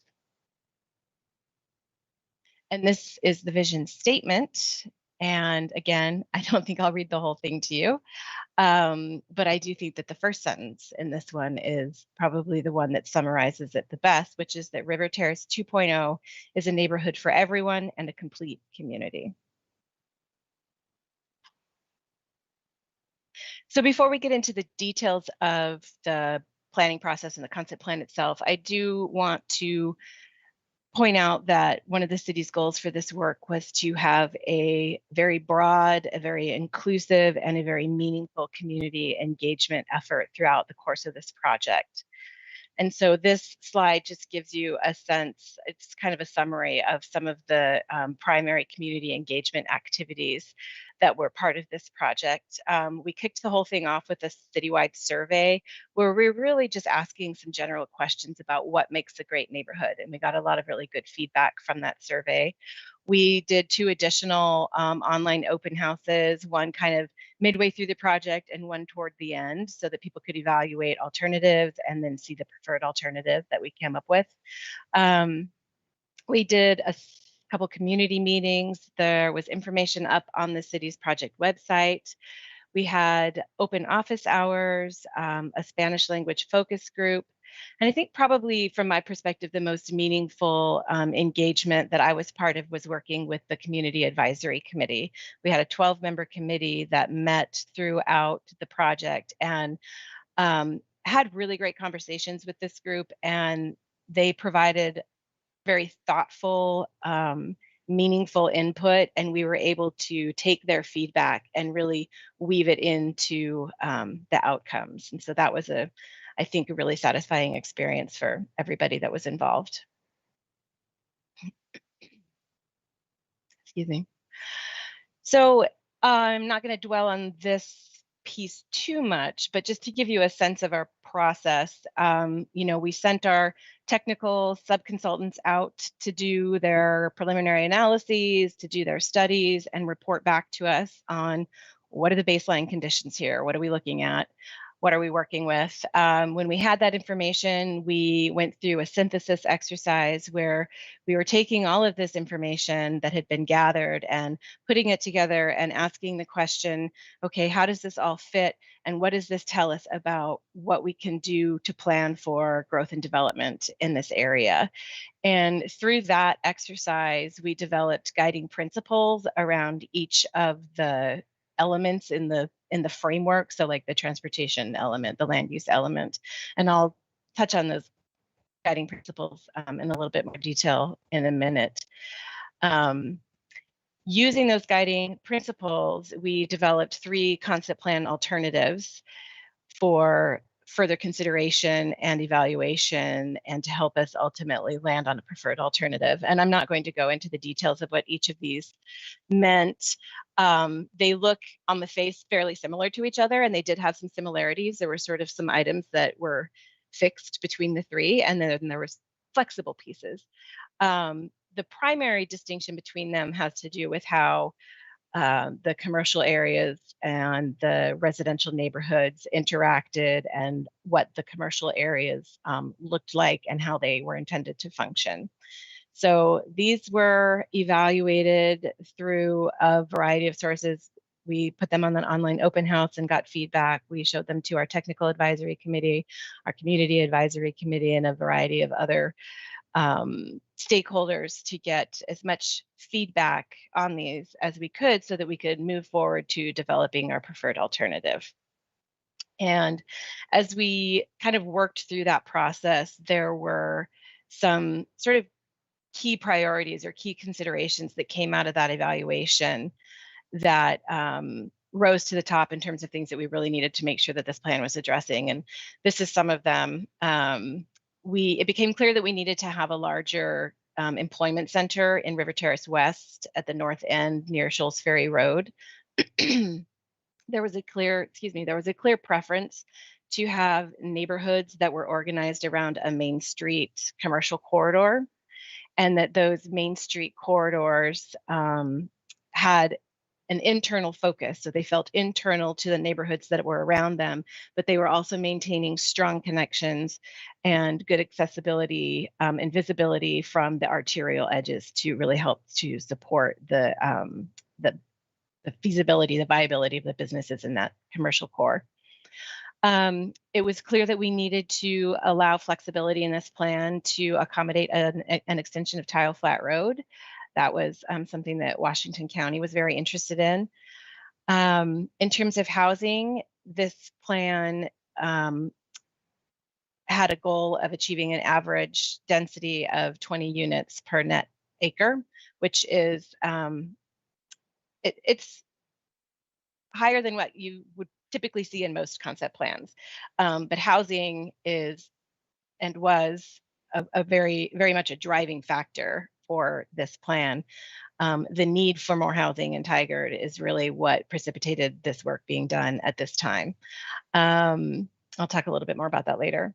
It was important to make sure that the connection at Beef Bend Road at the south end of River Terrace South was reflective and complementary of the town center that's being planned in Kingston Terrace, yeah, which is King City's new urban expansion area that's just south of River Terrace south across Beef Bend Road.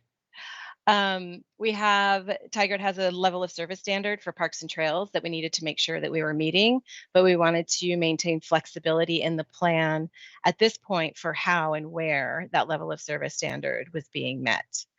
And of course, transit was a key consideration, and making sure that we have transit supportive levels of development and maintain maximum flexibility for different transit approaches as River Terrace 2.0 starts to develop. So this is our concept plan map, the preferred alternative. Just a little orientation. So these purple areas are the commercial nodes. So you'll see there's 2 in River Terrace West and 1 in River Terrace South. These pinkish, orangish, and yellow colors represent different residential neighborhood typologies. And each residential type or housing typology is really designed to reflect and complement the land uses that are around it. So there's a certain typology that is intended to be around the Main Street commercial areas, and a different typology that is intended to be used along the edges of the natural open space areas.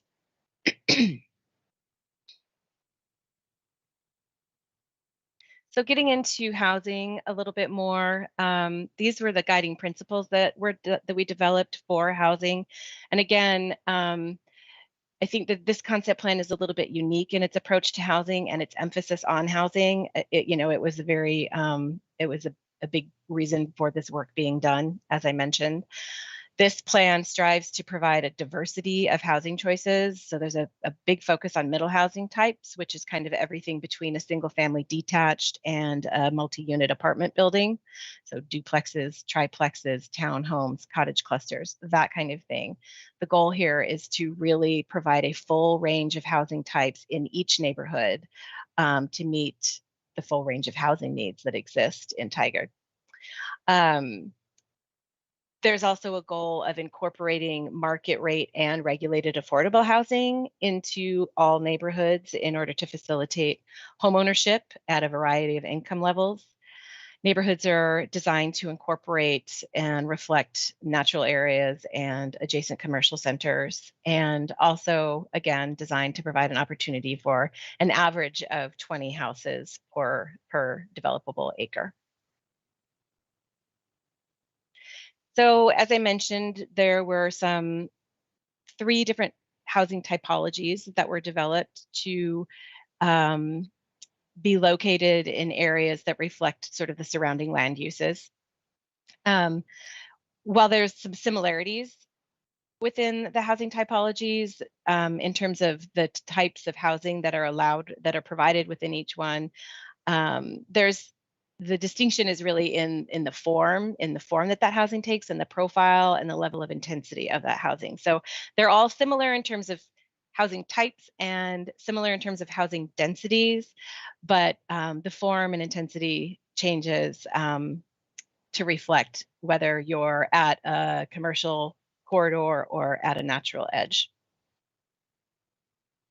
And there's a whole chapter there's a whole chapter in the concept plan devoted to housing and the philosophy behind the provision of middle housing. And so there's a lot of good information in that chapter. I would encourage everyone to take a look at it if you have a chance. So in terms of commercial and employment concepts, these are our guiding principles. We are aiming to provide opportunities for business and employment to serve River Terrace residents and beyond, and trying to create a complete community here so that people can meet many of their daily needs without having to travel long distances and maybe without even having to get into their car.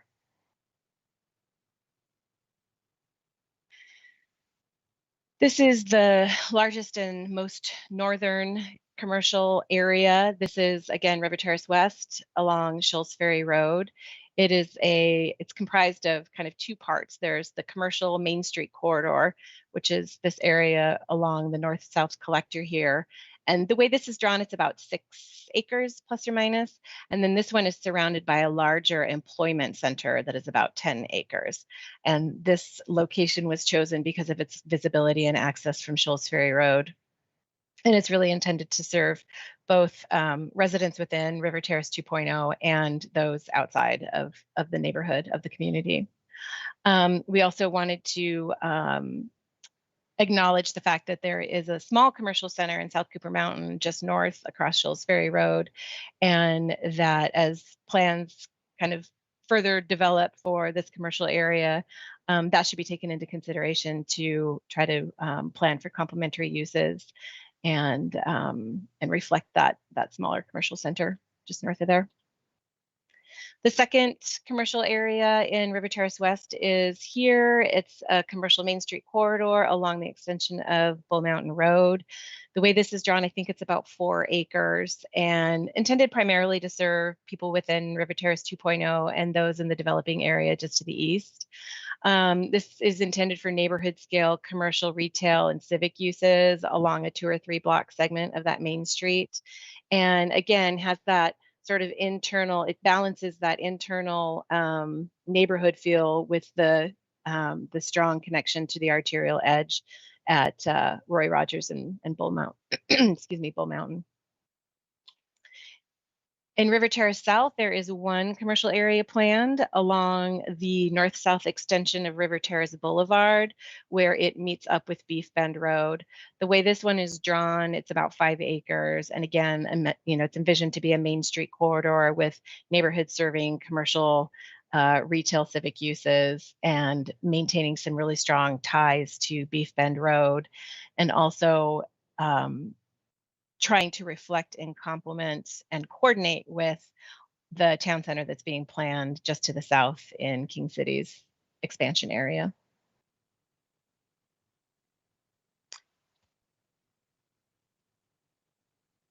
In terms of transportation, the goal was to create a system that emphasizes pedestrian and bicycle connections within the neighborhoods and to regional trails outside of the neighborhood. Streets are designed for safety and to serve all modes of transportation. And the system connects to regional facilities and extends existing streets where it is feasible and appropriate to do so. So this is a look at the high-level transportation improvements that are being recommended for River Terrace West. DKS was our traffic consultant, and when they were doing their analysis, we had them look at 2 different frameworks, Framework A and Framework B. Framework A assumes that the major north-south collector through River Terrace West would be this southern extension of Mountainside Way. And it would come from Shoals Ferry Road down and meet up with Bull Mountain to the south. This segment here is shown as dashed to reflect the fact that there are 2 pretty sizable drainages through this area. So to build a collector street over those drainages is an expensive endeavor and has impacts to the natural resource areas that are associated with those drainages. So this plan wanted to leave the flexibility to explore the option of potentially having this segment be a bicycle pedestrian connection only, and a full vehicle connection could be taken outside on this extension of Sabrina Avenue. So that's what that's showing there. Framework B assumes that the major north-south collector through River Terrace West will be an extension of Tile Flat Road, which is just over here to the north of Shoals Ferry, and it comes this way through and meets up and comes down to Bull Mountain Road. The reason for having two frameworks, the Tile Flat Road extension is something that has been identified by Washington County as part of their ERTS program, their Urban Reserve Transportation Study. It's not necessarily a project that serves River Terrace specifically. So the city wanted to explore a concept without the Tile Flat Road extension and have both possibilities in there. So both of those frameworks were studied. Additional improvements recommended include improvements to Vandermost Road, this extension of Sabrina Avenue, an extension of Jean Louise Road into the study area to meet up with this facility, whatever this ends up being. Improvements to Southwest Bull Mountain, and upgrades to Roy Rogers Road.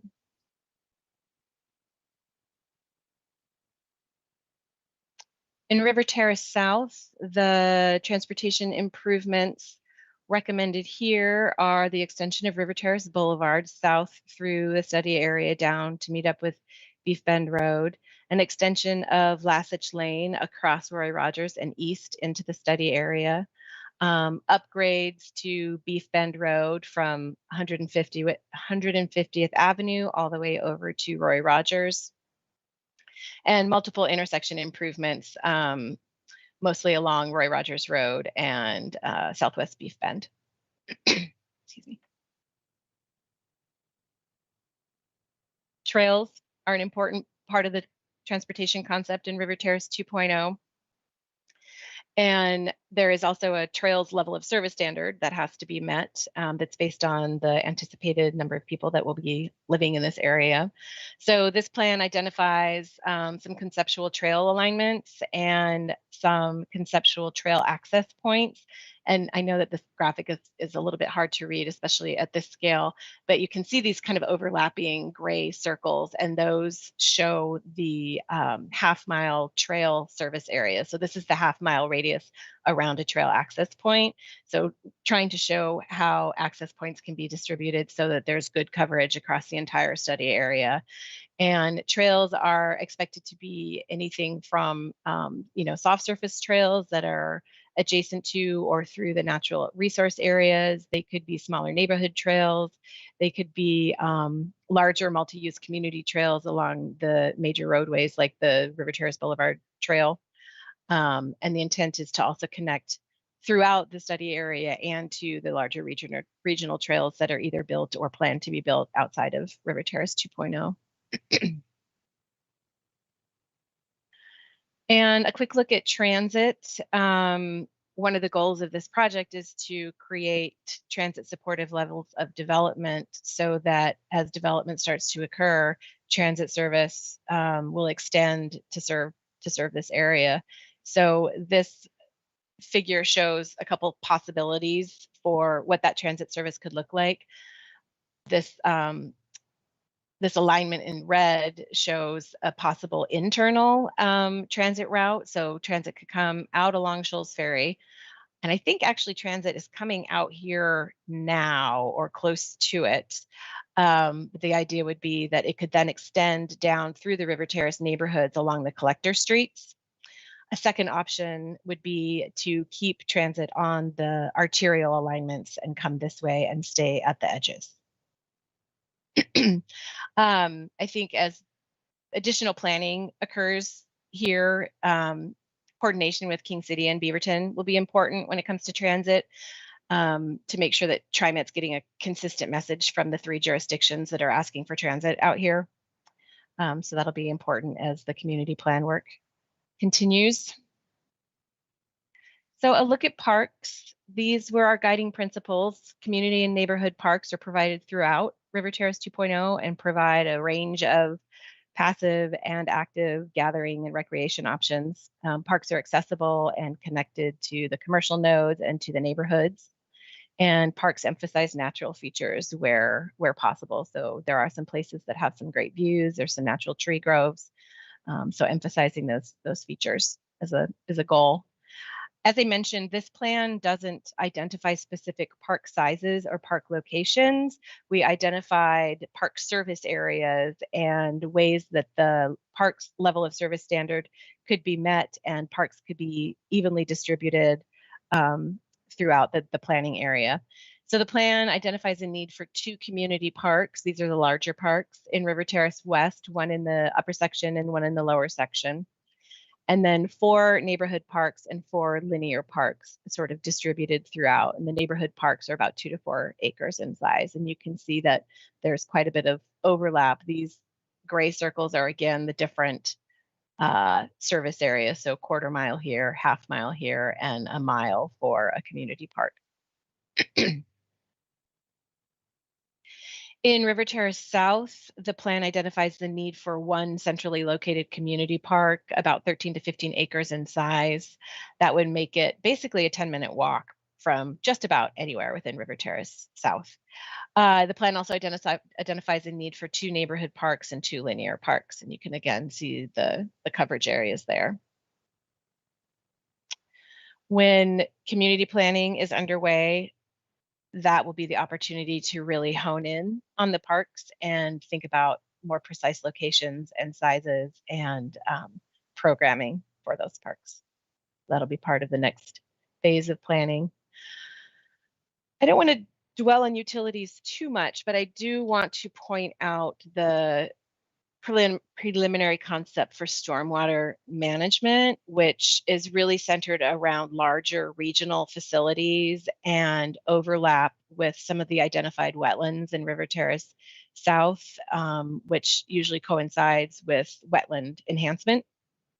The stormwater concept for River Terrace 2.0 used the same methodology and the same standards that were developed for River Terrace 1.0, which is it's a pretty high standard, and it really emphasizes these regional facilities and also requires that these facilities be designed to provide a public benefit. So they become a community amenity and not just a pond that gets fenced off and nobody has access to it.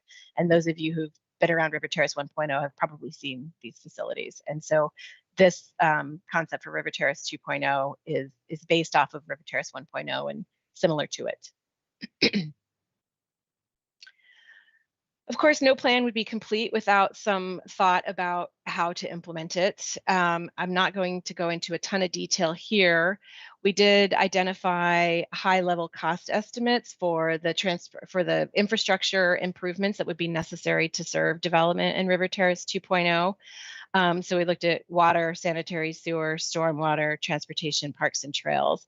And that estimate came to just over $161 million.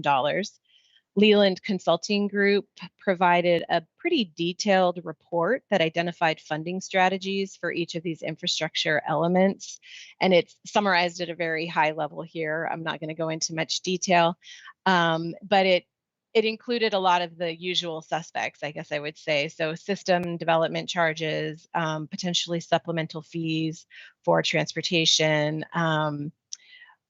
certainly private development pays for a lot of infrastructure. There's some regional programs, mostly linked to clean water services, grants, city capital funds, those kinds of things. And certainly if anybody's interested in the details, that report is available.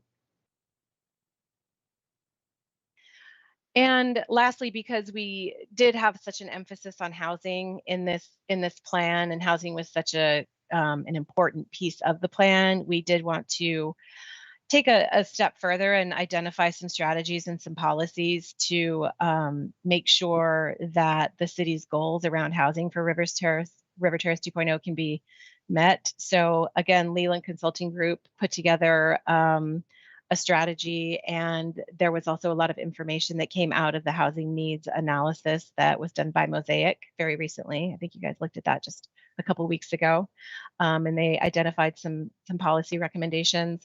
And I think one of the important things that I heard from that work was the emphasis that, in order for Tiger to meet its goals around housing provision and housing affordability,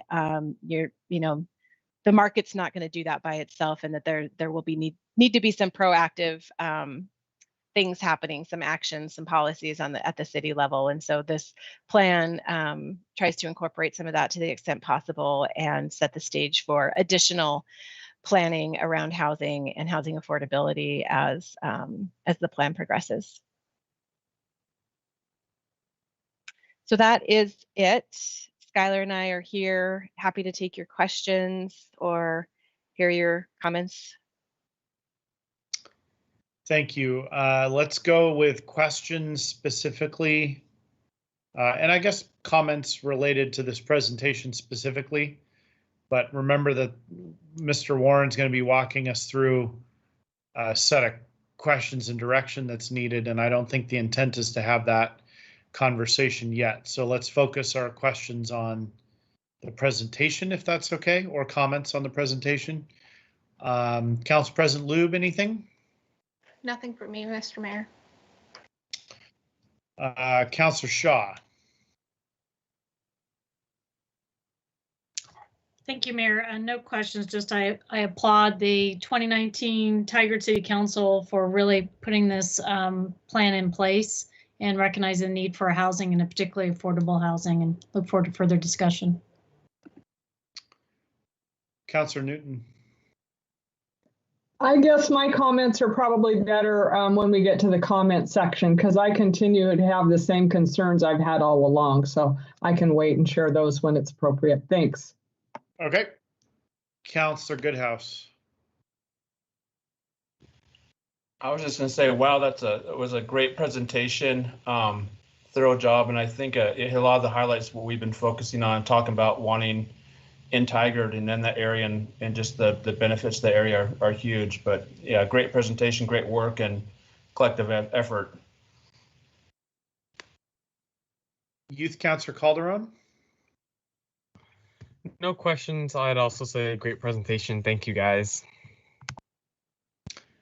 I have one specific question about River Terrace South and the Lassich Lane and Lassich property that we own, which is outside the urban reserve right now, or at least outside of River Terrace South.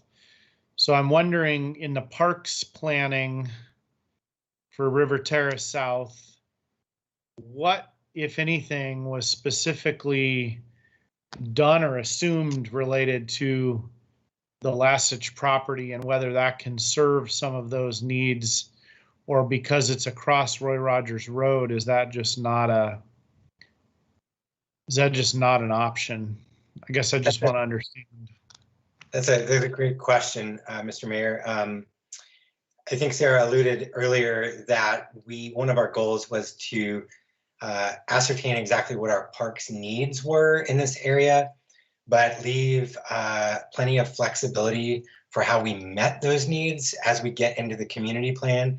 And as you probably know, the Lassich Lane property is undesignated, and so not eligible right now to be brought into the UGB. It is quite possible that the legal status of that property could change sometime before we complete the community plan, and perhaps even after the community plan is complete. But the plan is intended to accommodate that as one of the community parks, should it come in as part of the community planning process or something like that. But also to meet that park's need elsewise if we have to. We've worked closely with our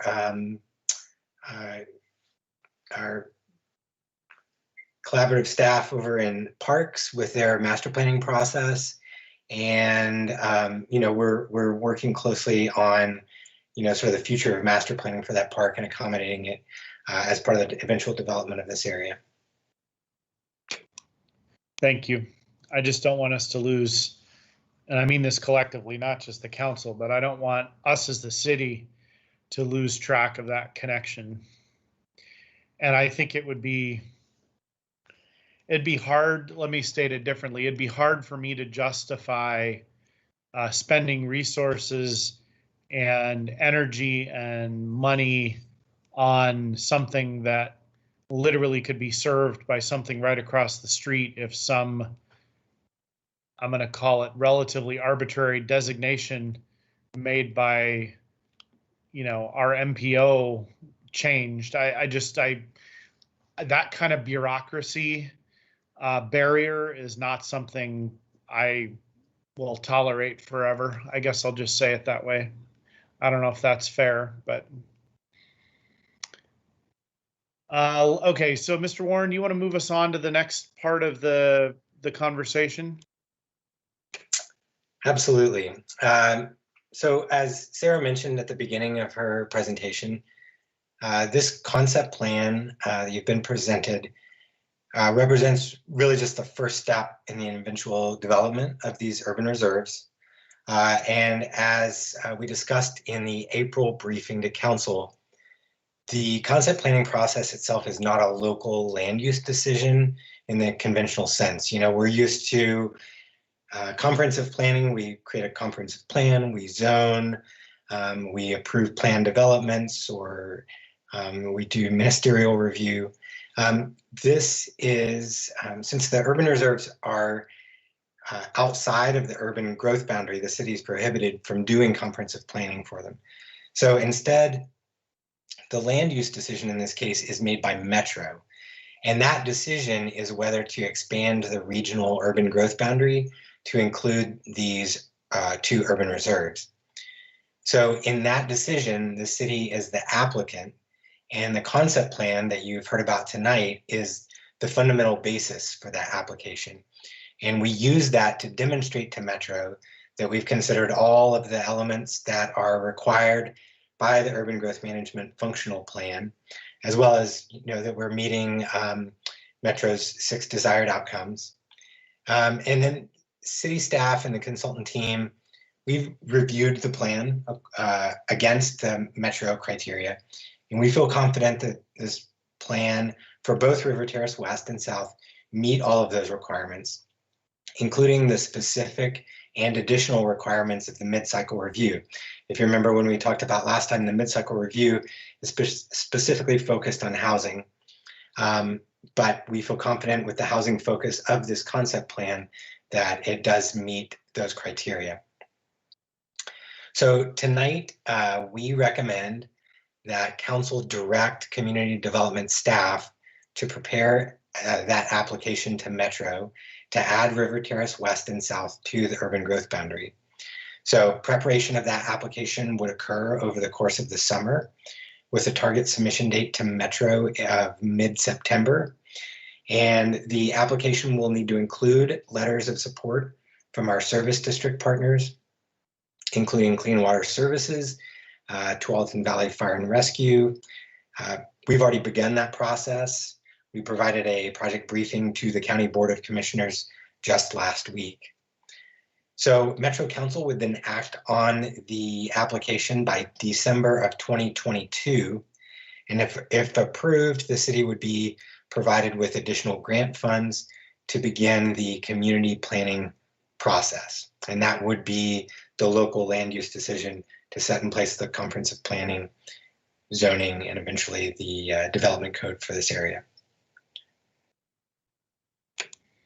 And that would be a multi-year process, very similar, but maybe upgraded from what happened with River Terrace 1.0.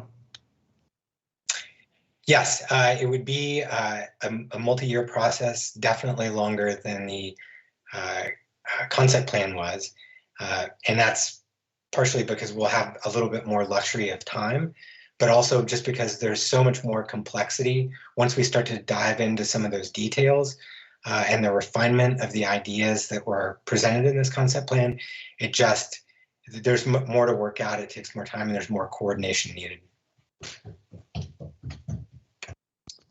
All right, so Mr. Warren, does that conclude your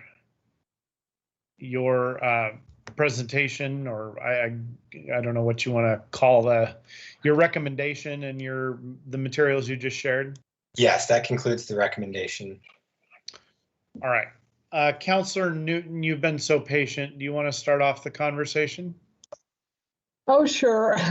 I guess You know, I expressed concerns when this was raised as a council goal in 2019. Once we take this step to bring this into the urban growth boundary, we're committed to the investments that we're going to need to make. We're going to be committed to taking on this planning, and there's going to be some investments we're going to have to make in this area, and it's going to take 5 to 10 years to see development. A lot of times employment and commercial development lags.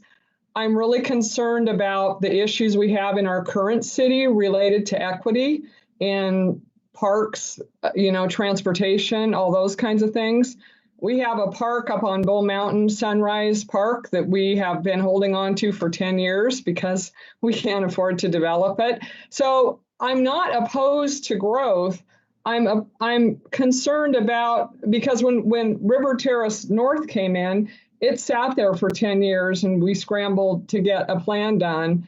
And I'm just concerned about whether or not we're in a position to take this on. And I feel like perhaps diverting some energy and attention from getting the rest of our community brought up to, you know, an equity in terms of services and, you know, parks development, safe sidewalks, affordable housing that we can focus on immediately.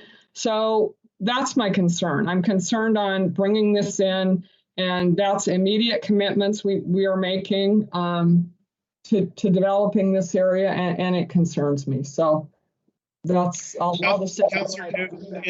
Isn't there, I mean, my memory of what went on with River Terrace 1.0 involved a fairly robust, and you were the assistant city manager during that time, so I know you're familiar with that work, but a lot of work was done around, you know, coming up during the planning process, coming up with a viable financing plan for each infrastructure system. And those did not, I mean, the way that there were tiered SDCs, like there's an overlay of SDCs. And I guess what I'm wondering from your perspective, just so I can better understand your thought process, is, are you concerned that just wouldn't be adequate, or that we would be focusing attention on this and therefore by necessity taking attention off of other efforts? I guess I feel like the funding part of this can be, from my perspective, can be planned over time and worked and addressed through, you know, a robust financing plan. But can you share what your thoughts are on all that? Example, parks got built out there because we had a developer that was willing to build parks. I'm sure some people in our underserved area of Tigard would love it if somebody would build them a park.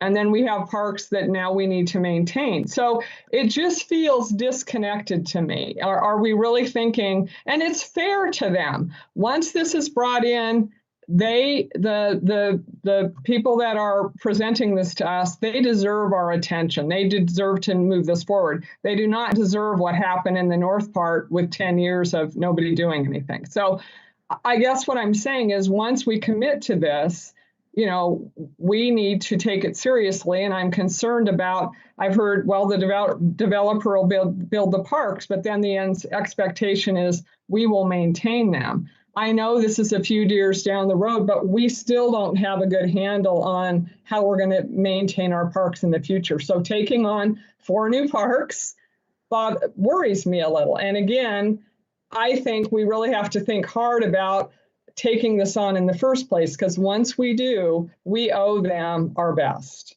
That's what I'm saying. Thank you. Councillor Shaw, you want to go? Certainly. Well, I certainly hear Councillor Newton's concerns, and I appreciate her raising those concerns. Having also been a former staffer, I do believe that with the city staff and with the city council, we can come up with robust plans and perhaps even policies that address both existing parks and future parks. And maybe we could set some sort of high-level policy that would ensure both are looked at so they're not negated. I applaud the fact that this is going to have a number of housing choices that are going to be for and will be affordable and kind of hit that middle market. So to President Lube's comments, I believe it was the last council meeting, it's very expensive to buy housing in Oregon, let alone in Tigard. And she had sold a house that benefited her to buy one here. And I just think giving folks an opportunity who may not have that or do have that, but can afford a home in Tigard as we grow. And looking at the next 5, 10, 15 years, I just think this is going to be key to our growth. And I'm very excited about the commercial and employment centers, because I think the more we keep people in Tigard, the less that they have to drive or even commute. Hopefully there'll be electric buses, but just less wear and tear on our both our climate, but also on our transportation system. So again, in speaking to Councilor Newton, perhaps we could just put some sort of policy in there or some sort of advice or counsel to staff if we once we approve this application, if we get 5-0 vote or 4-0, 4-1, that indeed we can move forward and ensure that the existing parks aren't going to be shortchanged. Thank you, Mayor. Councilor Goodhouse. Finding the mute button.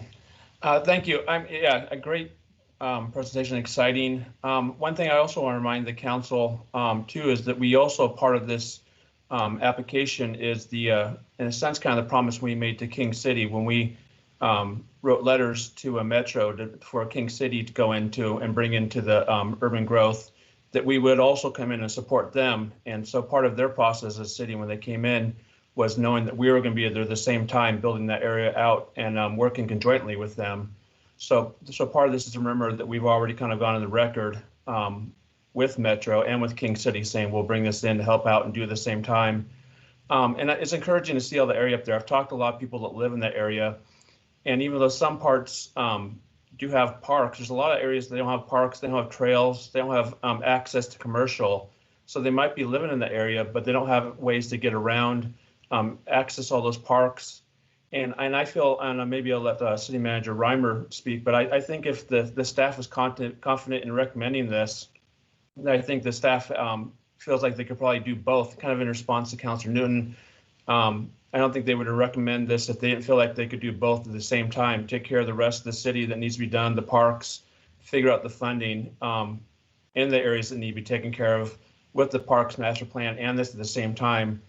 But I leave that to our staff and our city manager Reimer to really kind of confirm that. I just want to make sure we're not minimizing Councilor Newton's comments, because it would be shocking to me to come out of this plan with somehow a magical way to develop Sunrise Park, for example, which is what she brought up. So if, you know, I've heard what you and Councilor Shaw have said, and I guess that just seems like a big lift because we haven't been able to do it yet. So, you know, where and how is that, as an example, where and how is that going to happen in this whole plan? I'm happy to let the city manager respond, but let's keep that in context too for her. And I agree with that. I thank you for that, Mayor, is that I agree with that too. I don't want to dismiss what Councilor Newton was saying, that we need to figure out ways to parks that were supposed to be built or supposed to be done. How do we make sure those are get done? We don't start going on to a new project without also finishing our master parks, getting, you know, Sunset Park taken care of. So how do we do that in conjunction with this? And I don't, and so that'd be a good response as well. But I appreciate you mentioning that, and I didn't want to discredit anything Councilor Newton was saying.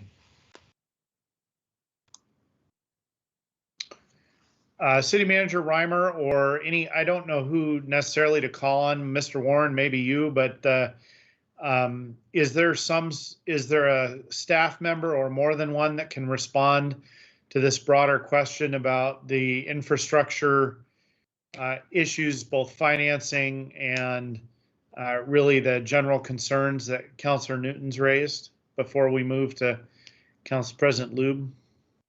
Yep, absolutely. Why don't I jump in here and try to provide some of the background, at least from our perspective. So I too hear very much what Councilor Newton is saying about our current infrastructure, which is why, you know, over the course of through the strategic plan, through the master plan that's coming forward for parks, and even in the recently adopted council goals, there's been a lot of focus on equity There's been a lot of focus on how we make sure that we are serving our entire community. And that's really the charge, I guess, as I see it, and the team sees it, that our work ahead of us is to make sure that we can balance that, the growth of our community and needs there with the existing community that we have, and acknowledging that the existing community in many areas has been underserved. And so I know the conversations through the master planning process for Parks and Recreation specifically, equity is the foundation of that document. We'll be bringing that forward to the council in the near term. And so that'll be a chance for the council to continue to have that policy discussion. In some ways, as Councillor Shaw suggested, of providing us that high level guidance to ensure that we are looking at our entire community as we bring forward CIPs in the future, et cetera. So we've heard the message. I guess I can communicate that. We realize also that's not an easy task at hand, but that we do have areas of our community that rightfully deserve more than they have today, and we need to find a way to fund that. Thank you, Mr. Reimer. Council President Lube. I really appreciate the conversations that we're having so far, and I want to echo Councillor Newton. You know, it was a big part of our budget discussions this last year, and even the prior year, of how do we continue, you know, to have these parks problem and have everyone within a 10-minute walk, and there's underserved areas of our current residents that deserve our attention. You know, if COVID taught us anything, outdoor space is critical. I think, you know, certainly for my sanity it was. And I technically live in one of those areas where I don't have a park or a trail within 10 minutes. So I think that's really important, but I also think the emphasis that we put on it, to have it as one of our council goals, to say that this is something that, you know, was one of our 4 goals and we need to have it addressed, is giving it the attention that it deserves. I am excited for the Parks Master Plan, which we, City Manager Reimer said that we hammered, I specifically, over and over. How do we have equity at the forefront? How do we make this fair for everyone in Tigard? And so I feel confident that we're yelling loud enough that it's being heard and it's going to be recognized. And we need to keep bringing it up and make sure that it's on the forefront of our minds.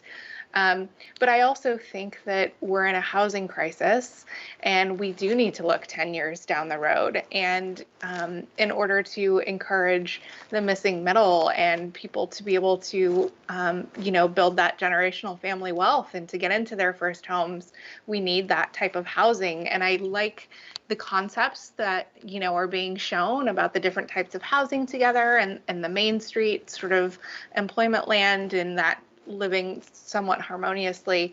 I think it'll be a really cool area out there to live. In order to also talk about our resiliency plan, we need to make sure that we get reliable public transportation. I'm not talking one bus. If we want to get cars off the road and we want people to have alternative transportation, because that's far out there. If someone's living out there and they need to work in Portland or something else, we need to make sure that we're seriously looking and making and getting that public transportation or that trail system in order for people to use, you know, bikes or whatever transportation they need to get around. And so those are my thoughts. Well, people are clearly thinking about that. I mean, Council President Lube, I think you were watching my fireside chat last week. This was a specific question about transit service to River Terrace now, plus what will be needed and available as it gets more densely developed. So it's on people's minds now.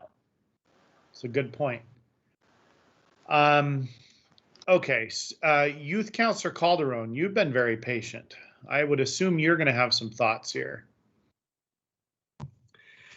Yeah, Council President Lube, you made a tough act to follow, but I would say that I agree with Councilor Newton and Council President Lube's comment that we do need to be focused on equity. I don't know the solution to that, but I would agree strongly with their comments, and especially with the comments about public transportation, because I know it is hard when you're in a faraway area that doesn't have as strong as public transportation. It does create a reliability on, or like a reliance on cars, which is not the thing we should be striving for.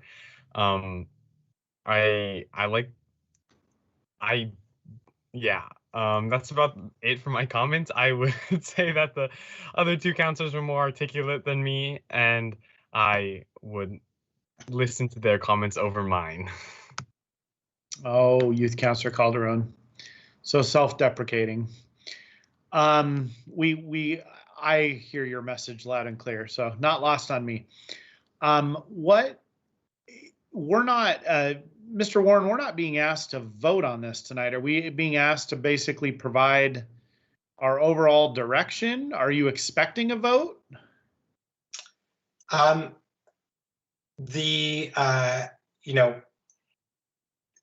it is a good question because we don't have a land use process before us. And so the question that we are faced with is how does the council make this decision? I think as staff, we would prefer a consensus to be reached to move forward. I think that also helps the application, but if council feels more comfortable with a vote, I think that is also on the table. I think it really kind of depends on how you all want to approach giving the direction to staff to prepare this application. Well, I feel like, just to summarize, I feel like I've heard Councilor Shaw and Councilor Goodhouse both provide, I think, support for moving forward as proposed, but with some requirements about issues being addressed, and those were described pretty thoroughly. I think Council President Lube was in a similar place maybe tonight. Councilor Newton, less confident that I can represent exactly where she's at. I don't know whether she has had additional thoughts after hearing from other councilors, and I don't know. Councilor Newton, do you think we can get to a consensus decision tonight? Well, unfortunately, now I just have more concerns based on listening to the other counselors about transit. And I hear the issue on affordable housing, but I think what we need to remember, not to be a bubble burster, is when we do planning, that doesn't mean that's what gets built. So we have to be really thinking about how we're going to implement this. And I go back to my lens of equity on everything: housing, transit. Where are these people going to work? If not there, where are they going to go? So for me, I guess it's looking at some policies as we develop the plan, if we do this, that addresses that. Because, you've all seen property gets zoned and it doesn't necessarily get built. You can't guarantee that that's what's going to happen. So I'm really concerned about balancing what's being proposed for out there with, making sure people in our existing community that live in areas where infrastructure is better, there's bus service, there's better infrastructure, also have opportunities for affordable housing. So I'm really stuck on this whole equity thing and how this plan is going to advance that, complementary to advancing equity in service delivery to the rest of our community in all areas: transit, housing, everything. So, Councilor Shaw. Thank you, and I appreciate those comments, Councilor Newton. And for kind of where we're at right now, we've gone through with the presentation the ideas and goals, the concept plan, and next is going to be the community plan. And so I really do think we can address, and your points are well taken with regards to equity. And again, I think we can not only address this, but Rivers Terrace 2.0, but also for the rest of Tigard, and that can be part of the community plan. So we are addressing transit, addressing equity, and ensuring that there's affordability.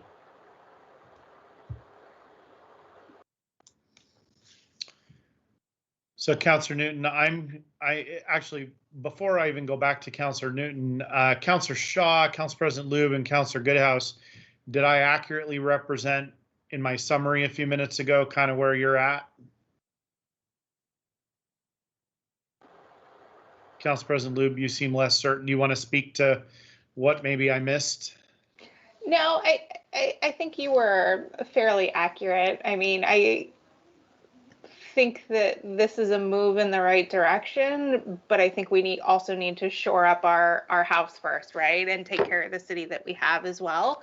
And I just want to make sure that we can do both, to speak to, Councillor Newton. Okay, maybe we'll go to staff in a moment with that question. Councillor Goodhouse. Just with the continued comments made, I was going to say, I agree with what Councillor Shaw said. I think that over the next 5-10 years, when this is going to be the concept and the planning, that we'll have a lot of time through the public input and process to really shape what that's going to look like and make sure all these parts are in here and throughout all of Tigard. So I think I'm confident that we'll be able to really focus on all these topics throughout that time. So Senior Planner Warren and/or City Manager Reimer, or whatever staff are appropriate on the line, what is your reaction to the concerns being raised by Councillor Newton and Council President Lube and our abilities to address those as described by Councillor Shaw and Councillor Goodhouse?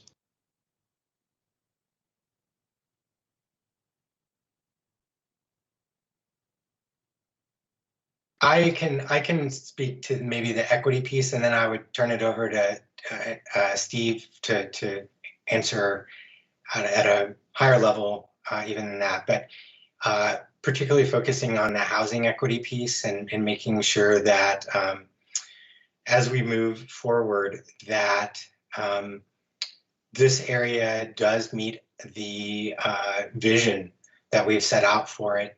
And I think in any planning project, the translation of the vision to what is implemented on the ground is only as strong as the policies behind it. And so I think moving forward as staff, we would be looking closely at, especially with, some of this being a different development pattern than has been seen in the past in this type of area. What are the policies that we can recommend to council to put in place to ensure the vision that you want to see happen is actually built? And so I do think that we have, through the community planning process, the opportunity to address at least that concern. So, with that said, I'd turn it over to Steve or maybe Tom to talk more broadly about planning and service delivery across the city. Tom, did you want to jump on? I saw Kenny, your hand was up as well. So if either of you wanted to make comments.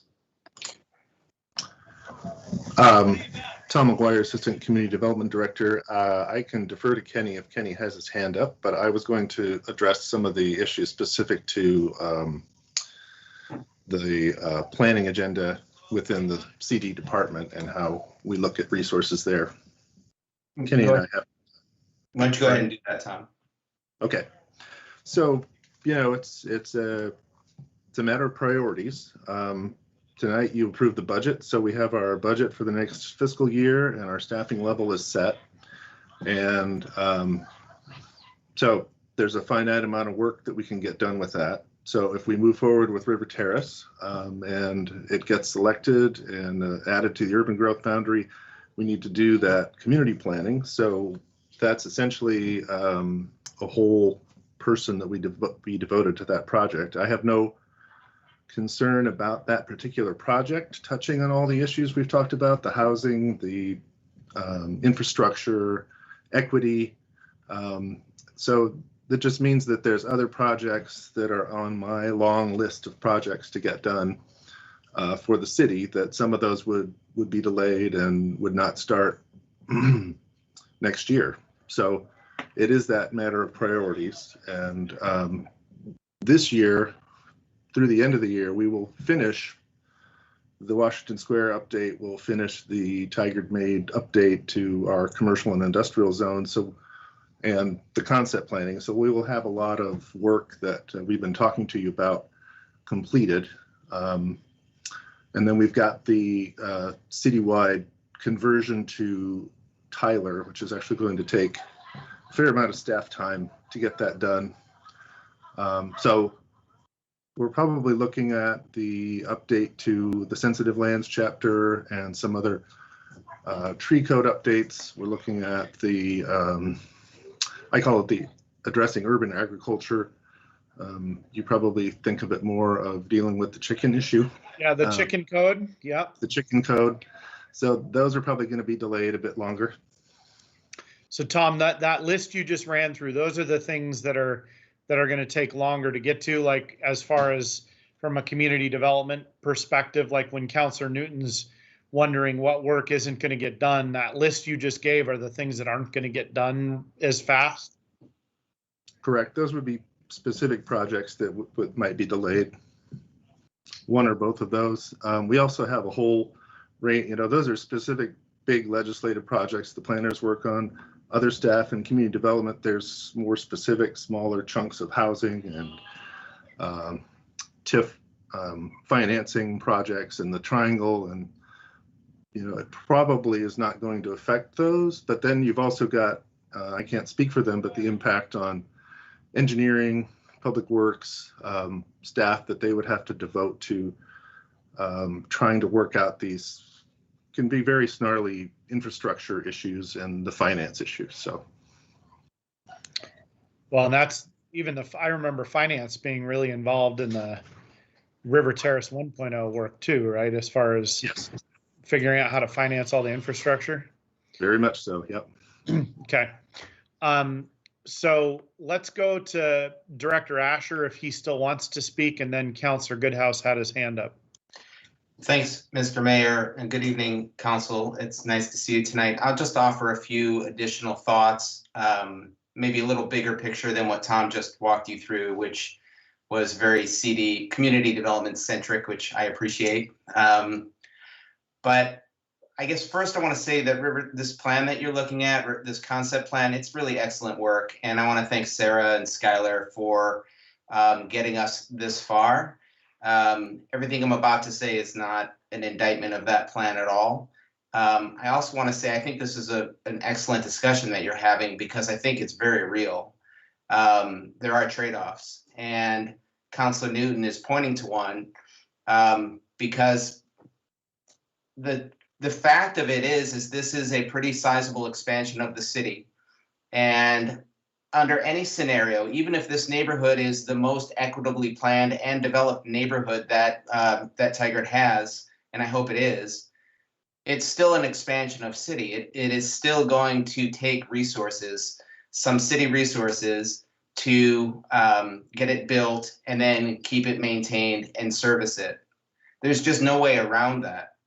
What I would offer you, though, as a way to think about it is we do have kind of an experiment in place, and that's River Terrace 1.0. The details of River Terrace 2.0 may be different in terms of the housing mix and the acreage for commercial, and where the actual parks are.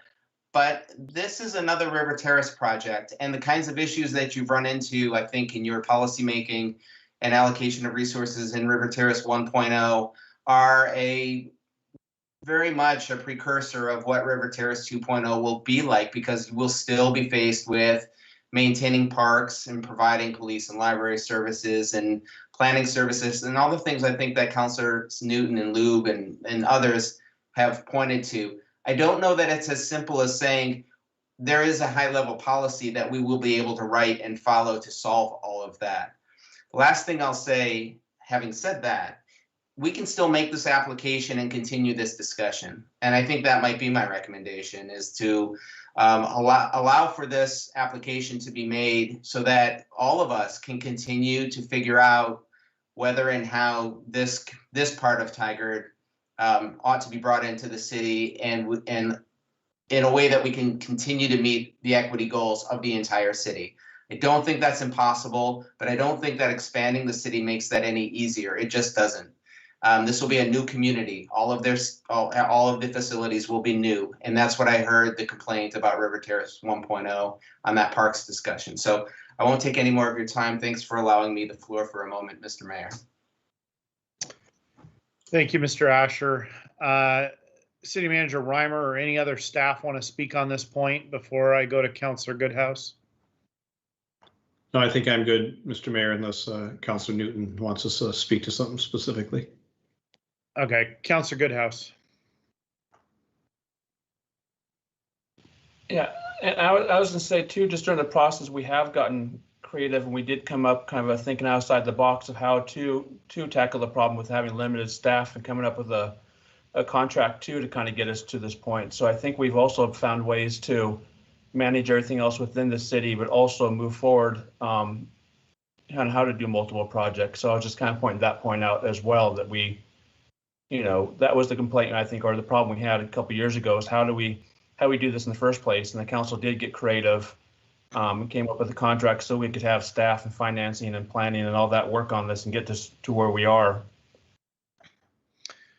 I want to ask a question of Mr. Asher, Mr. Warren, and maybe Mr. McGuire, but the preface to this is really about how we've had these conversations about, things that are more dense are cheaper to service and therefore are better at paying for themselves, just conceptually, right? We've had those conversations for the entire time I've been on the city council.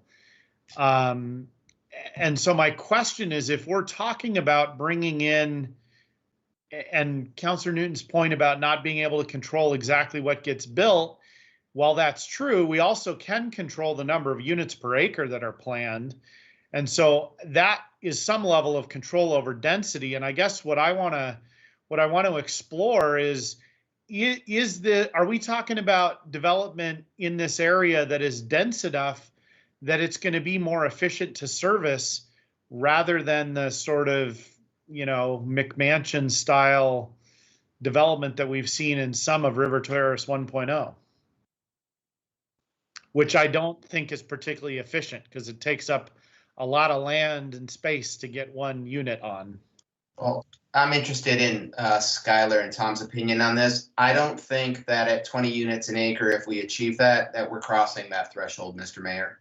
I don't think that that's a density that will actually make all that much of a difference in enabling us to lower costs of service. And the geography matters too, where this neighborhood is. And the fact of it being mostly residential, which is just a fact of this area and this project. I'm not, Skylar and Tom have more experience actually on the planning side, so they may have different opinions. I would like to have them check mine actually. Well, and Kenny, maybe as part of that, if they know us, and maybe you don't know, I don't know whether you do or don't, but is there a number of units per acre where you would say, oh yes, now we've crossed that threshold? Maybe that can go to Tom and Skylar as well. I don't have that number. And I'm not sure, we can check into that. I'm not sure it's really out there because there's just so many factors that go into it. I agree with Kenny. And I would also add that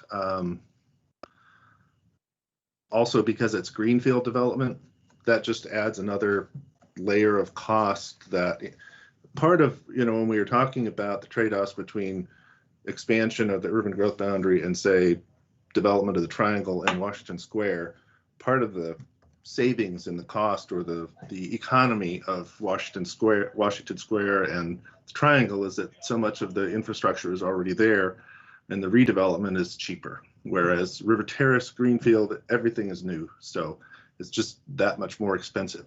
And I'm sorry, but I don't know what kind of a units per acre density we would need or specific mix of residential employment we would need to sort of get to a break even or a better ratio.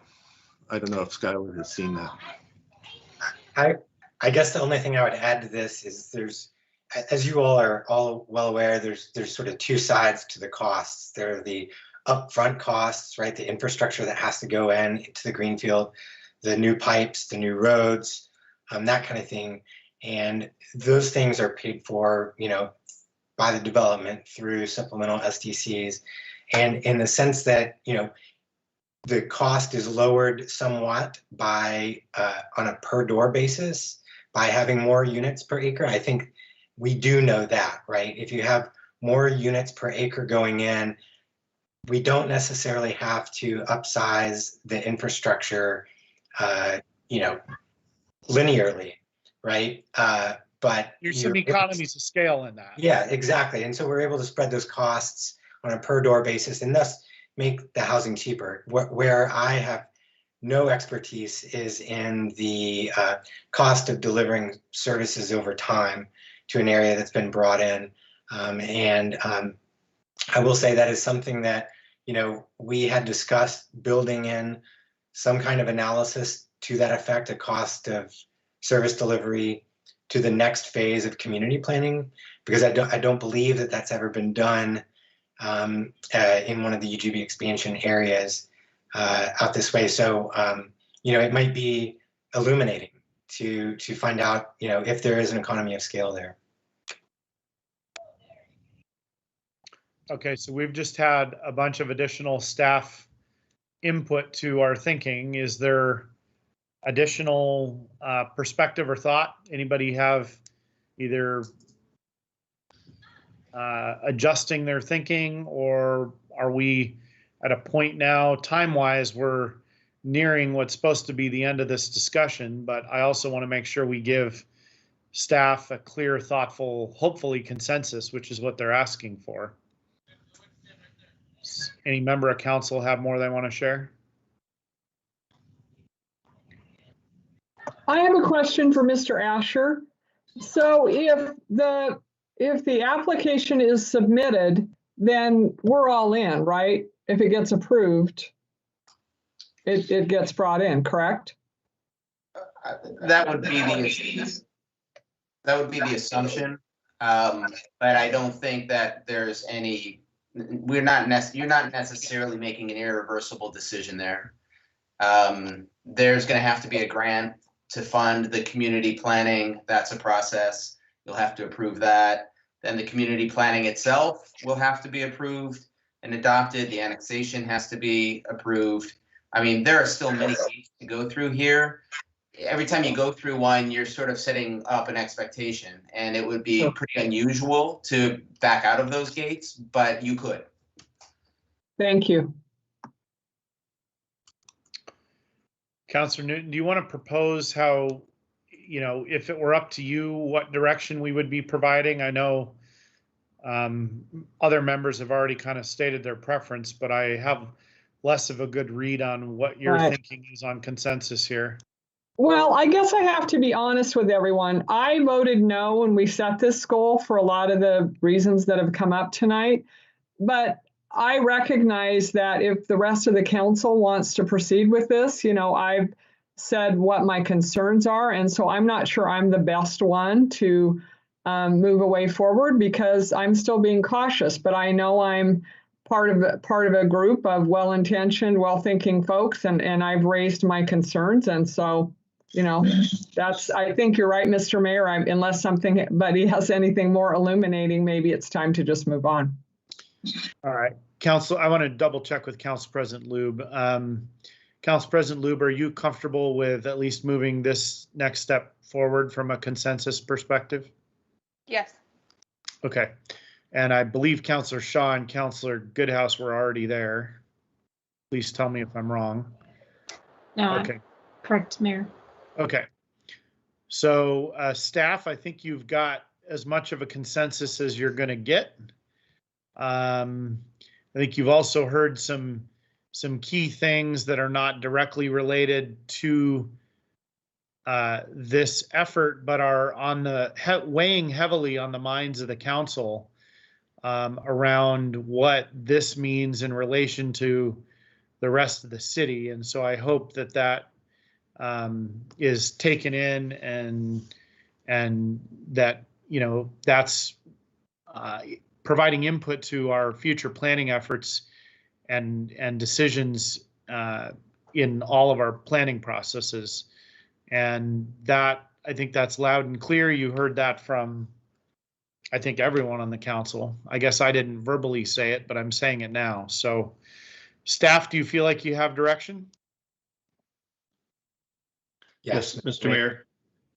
So we will begin the application development process as recommended in the AIS, and as you noted, we've heard the message loud and clear tonight, as well as previous meetings, about finding a way to balance our investment into our entire community. And so we'll continue to work on that in all our departments and ensuring that we find ways to move forward in a way that hasn't always been the case in the past. So appreciate the conversation on this and realize that we have a lot of work ahead of us in this area, but I can tell you that you have a dedicated team that wants to make that a reality.